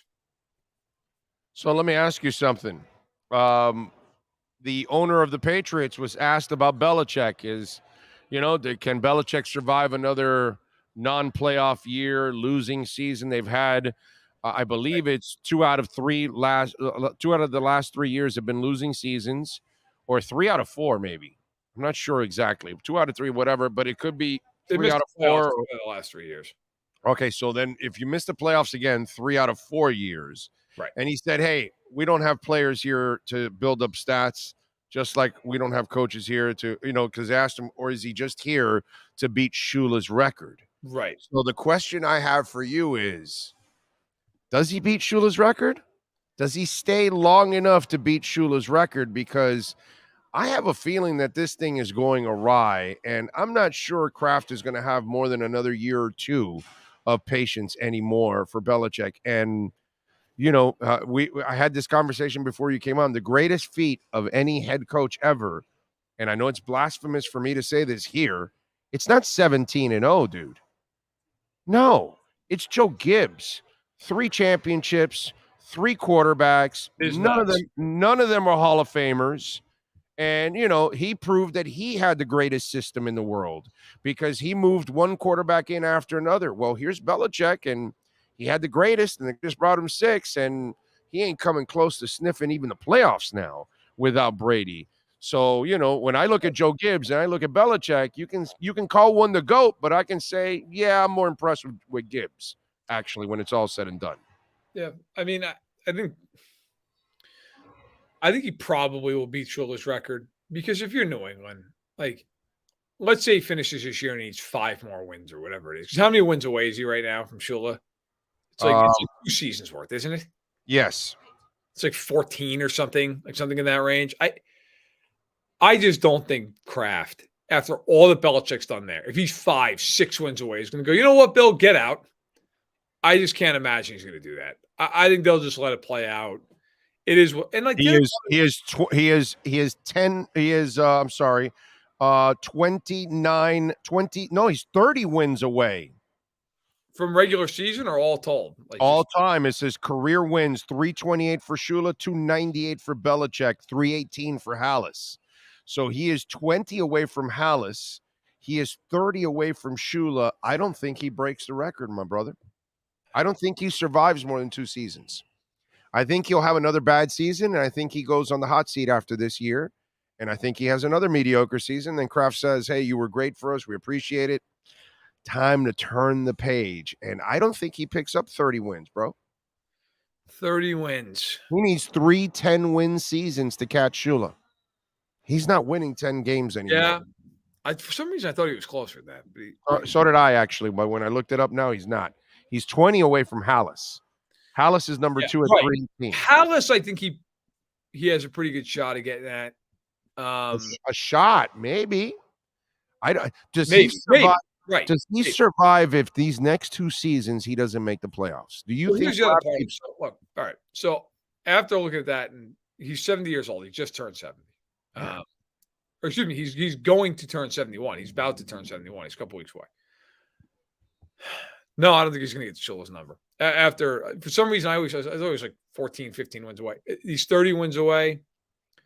No, I don't think he's getting there because I don't think that team's good. I think it's going to take them 30 wins. I think it's probably taking 4 years to do it. Yeah. I mean, is he going to coach like 75 years old? I don't think that's happening. I don't think Kraft keeps them around that long if they're mediocre. And here's another thing that nobody like not to like get into everybody's age and everything else because I'm not trying to run people out of town or anything, but Robert Kraft is 81 years old. Okay, now his son Jonathan Kraft is in position to take over that franchise whenever he decides to walk away. My understanding is like Jonathan Kraft, I don't think has nearly the, I guess for the lack of a better term, loyalty to Belichick that his father does. That's right. Let's say at 81. Okay, so let's say he's 81. Let's say at 83 years old, Robert Kraft says, you know what, Jonathan, you take over the day-to-day operations. I'm going to step aside. I don't know that Jonathan Kraft is going to care that Belichick's 15 wins away in 2 years. I don't. And the other part of this is too, look, at some point, the NFL, Jerry Glanville had that famous line, the NFL stands for not for long. Right. Right? Like, let's say for 2 more years, they're not that good. They're not a playoff team for the next 2 years. If that's the case, now you haven't made the playoffs in 4 to 5 years. Yeah, dude. People in New England are going to, I'm not from Boston, I'm from New York, but I'm from that area of the country. People in that area of the country are going to get out, get out, get out. Take the rings. Thanks for the memories, Bill. Get out. I grew up, I'll never forget going to a Yankees game. It's probably 2002, 2003. Somebody could look it up out there. Jeter had a stretch where he was like 0 for 31. Like, it's the worst stretch of his career. And they were playing my Oakland A's in one of those games. And he actually ended up breaking through against Oakland. But he struck out or popped up in his first at-bat. They booed him off the field. I know. The man had won 4 World Series. They booed him off the field. Like, Belichick, if they have another year where they go 7-10, people in Boston are going to want him out. They just are. So how long do you wait? So, no, after looking it up, 30 wins? No, I do not think he's going to win 30 more games with New England. I don't. By the way, not only that, after all that winning, you realize that Belichick only has 4 less losses than Shula? Yeah, but I mean, Shula for years, my God. I mean, they were just a juggernaut. Like, wow, dude. Like, he's going to have, even if he could get there, he's going to have more losses than Shula, too, at the same time. Oh, yeah. I mean, Like- I'll give you one that's interesting because I was just looking at the list after you brought it up. Who finishes with more career wins, Andy Reid or Bill Belichick? Andy's got 247. And he has Mahomes. And he's got a decade on him.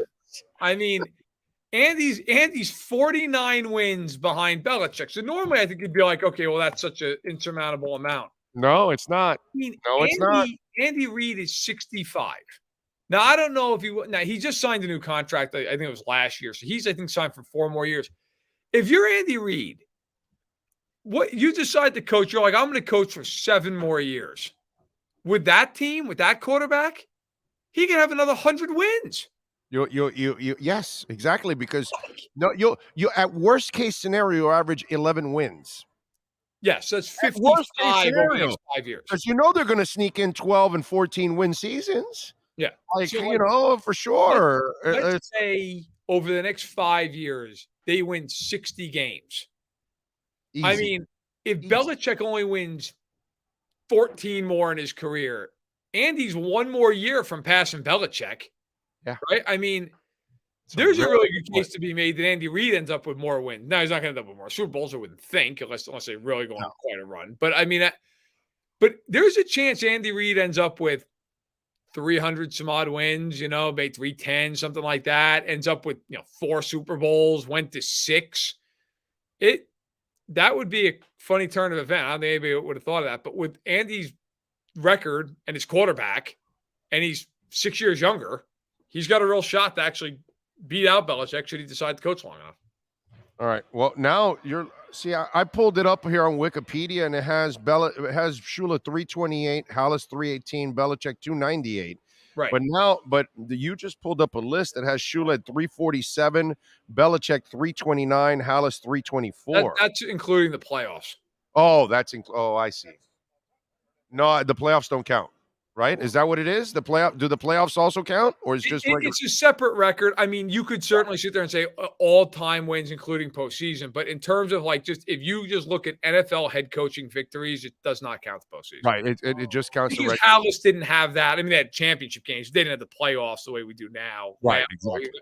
So that's that is probably what we were referring to earlier, where he's like a handful of wins away. That is the all-time, including the playoffs, including Super Bowls. If you're just talking regular season, he's still 30 behind Shula. Right. He's still 30. All right. Which That's to me is that's the record. I mean, that's the right. real. Nobody includes passing yardage and touchdowns from the playoffs when they talk about those records. It's all regular season. Right. Yeah, I'm with you there. Yeah, exactly. That's usually the issue there. By the way, I think it's a very interesting time in Denver. And it's an interesting organization because the Elway problem has always been a Bronco problem. Elway was fantastic as a GM. He won a championship and everything. I know he could never find a quarterback, but this is a franchise that has never found a quarterback because they traded for Craig Morton, they traded for John Elway, and they traded for Peyton Manning. Yep. Their greatest draft pick at quarterback is probably Brian Greasy, bro. Like, seriously, that's their best draft pick ever at quarterback. So he always gets that little hook on him that he couldn't find the QB and all that good stuff. But say whatever the hell you want, dude. In the end, the Denver Broncos, all their championships are tied to that one guy. And, brother, this is a very interesting time for the Broncos because they are moving forward without Elway as a player or as an executive. And it's really now up to the Walton, the family that owns the Walmart and obviously now George Patton or Walton, those folks.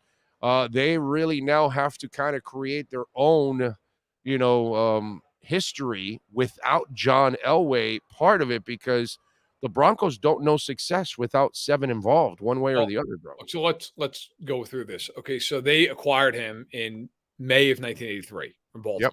Okay, I'm actually, by the way, this is a nice little quick shameless plug. In 2 weeks, I'm dropping a piece, 40-year anniversary of the 1983 NFL draft. And I've talked to a ton of people, including Bruce Matthews, who was in that draft, Tony Dungy, who had a really interesting story, by the way, about Dan Marino, like a fascinating story. But so, all right, so run that back. So the Broncos were a charter member of the AFL in 1960. Yep. We went to one Super Bowl. They were basically relevant for 1 year. That Orange crushed 77. And they got crushed. And they got, Doomsday took care of them. It was the same as what Elway did in his first championships. Yeah. When he got there against the Redskins and the Niners, that those teams weren't really like the Niners or the Redskins. They were loaded, those teams. Those were real Super Bowl teams. Oh, yeah. So Elway, before Elway showed up, they were good for 1 year out of 22. Okay. Elway shows up. They're competitive year in and year out. They go to 5 Super Bowls. They win 2. Of course, it's the last 2 years. They were really pretty irrelevant until he got back there. Now, I think as a GM, he was not a great drafter, but he was good at bringing in free agents. He found a way. He won. That's won. He won a Super Bowl. I mean, he brought in Manning as a free agent. They won. Now, my thing with them is he built great defenses. He did because he was smart enough. Look, they brought in Wade Phillips as a defensive coordinator. Well, Wade Phillips coached him in Denver for a handful of years there after Reeves and before Shanahan. So that was a big part of it. Of course, he knew Kubiak, who was his backup quarterback for many, many years. The reality is in Denver, they have not won a playoff game since they won Super Bowl 50. That's a lifetime ago in the NFL. I mean, that is a long time ago. And I don't think they're any closer, quite honestly, than they've been in recent years. I mean, I understand they brought in Peyton. They have no first-round pick again. And I will argue with anybody, that roster is not good. I have heard so many people in my seat who are national writers and reporters who sit there and say, well, if you look at that roster's not good. They got some guys on defense, but their offense is I would even say, though, Big O, other than Patrick Surtain, who is awesome, and Simmons, who's a very good safety, who's the guy? Who else on that defense are you like, that guy's a really good player? One of them's on the Dolphins right now that they traded. Draymond Jones, who was very good, is with Seattle now. Randy Gregory has like 18 and a half career sacks and is 31 years old. Yeah, he's never lived up to anything. Who's the other guy in that defense? You're like, that guy's a good player. Josie Jewell? Like, I don't know who the guy is. And offensively, like the receiving core is fine. None of those guys are top 12 to 15 receivers in the AFC. Not one of them. That offense doesn't scare you. Judy, Sutton, and Patrick are all fine. None of them are star players. None of them. Like, I look at the Broncos and say, unless Peyton can get Wilson to be his prime self, which good luck with that, that's like a 7-win team. I don't see it. They're not better than the Chiefs or the Chargers. They're not better than Cincinnati or Miami or Buffalo or Jacksonville. No, you're not that. You're not a playoff team. Yeah. So I look at them and go, yeah, that's fine. Like Peyton's a hell of an upgrade over Hackett. I think they're winning like 7 games. Yeah, unless Russell Wilson's going to, recapture the magic of 7-8 years ago, where he was a magician all the time and things like that with an average receiving core and Doug Baldwin, your best receiver, and he was just creating miracles. Unless that guy's showing up again, which I don't know, I have a hard time believing that. Big leap of faith. Yeah. It's definitely going to be rough. So what do you got going on in Sports Illustrated, my friend? So, like I said, I'm working on this piece about the 1983 NFL Draft. It's been really fun to work on. I've talked to a bunch of people, really big names for it. Did you get all 5 quarterbacks? I didn't get the quarterbacks, and so actually, don't cut Todd Blackledge short. There were 6. It's 6 in the first round. God, I thought it was 5. Okay. Eason, O'Brien, Marino, Kelly, Elway, and Blackledge. Yeah. Only draft in NFL history was 6. Also, fun little nugget that I don't think is going to make the story. That draft back then, it was 12 rounds. It's the only draft in NFL history before it went to 8 rounds or less, which it did in 1994. It's the only draft there was one Pro Bowler at minimum drafted in every round.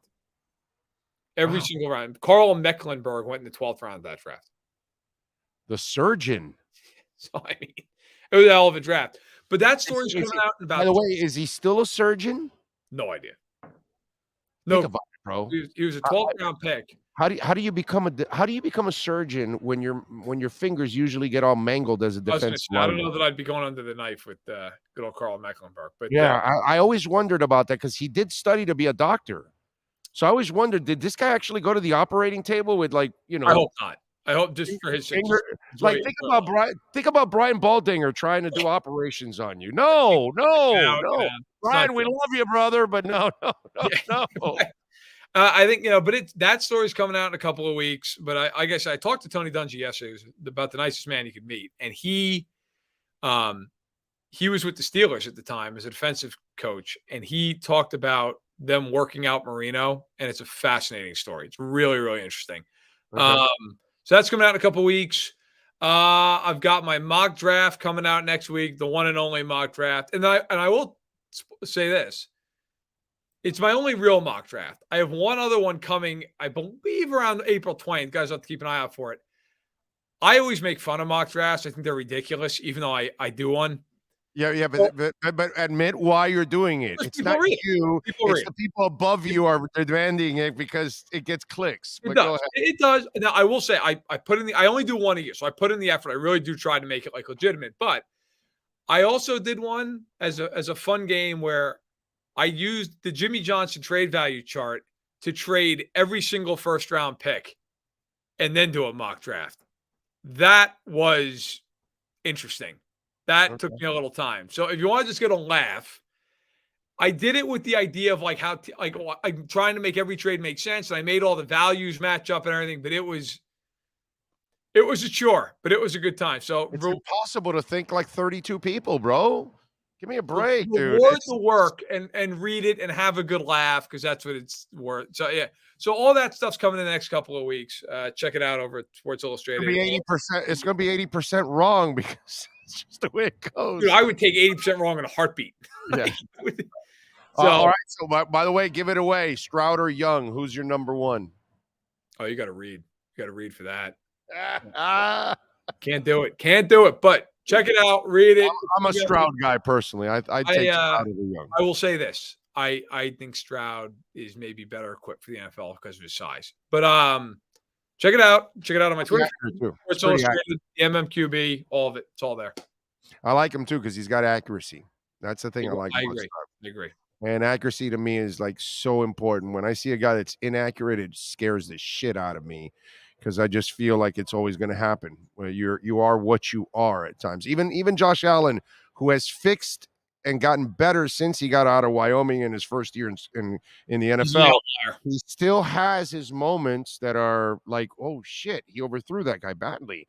And you're like, damn, dude, and that's not something that is, that's a trait that bothers me a little bit at times.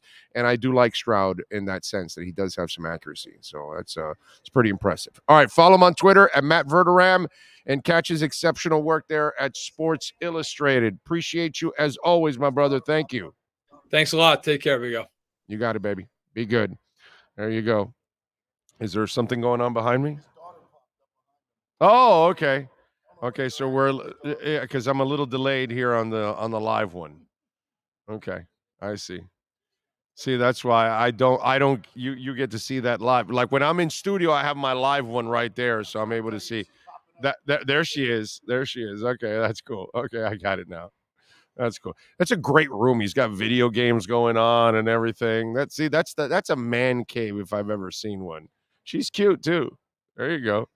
That's awesome. All right. We appreciate Matt Verderam. As always, we step out of the huddle. This has been The Huddle with NFL reporter Matt Verderam. RedRecover.com helps pros and everyday warriors heal on the go with their medical-grade, highly specialized devices designed for each area of the body. Go to RedRecover.com to learn more about Red Light with videos, blog posts, and over 40 years of medical research to treat pain, inflammation, and overall well-being. All right. Somebody was asking about Joe Gibbs, and by the way, is regular season number 21. He's 154.94, a 621 winning percentage. Shula was 328 and 156, a 677 winning percentage. But Gibbs has those 3 titles, bro. And with 3 different quarterbacks that aren't Hall of Famers. That's the kind of shit that you can never take away from anybody, dude. Ever. Ever. All right. Time to wrap it up here on the show. We thank, of course, I got to thank Eddie Cora, Michelle, Andrea, all the great people out here that have made it nice and easy for us to broadcast here over the last 3 weeks. We thank, obviously, Andy Behrens, Marcel Louis-Jacques, Omar Kelly, Matt Verderam, Sean Stanley, who masters this program every single day.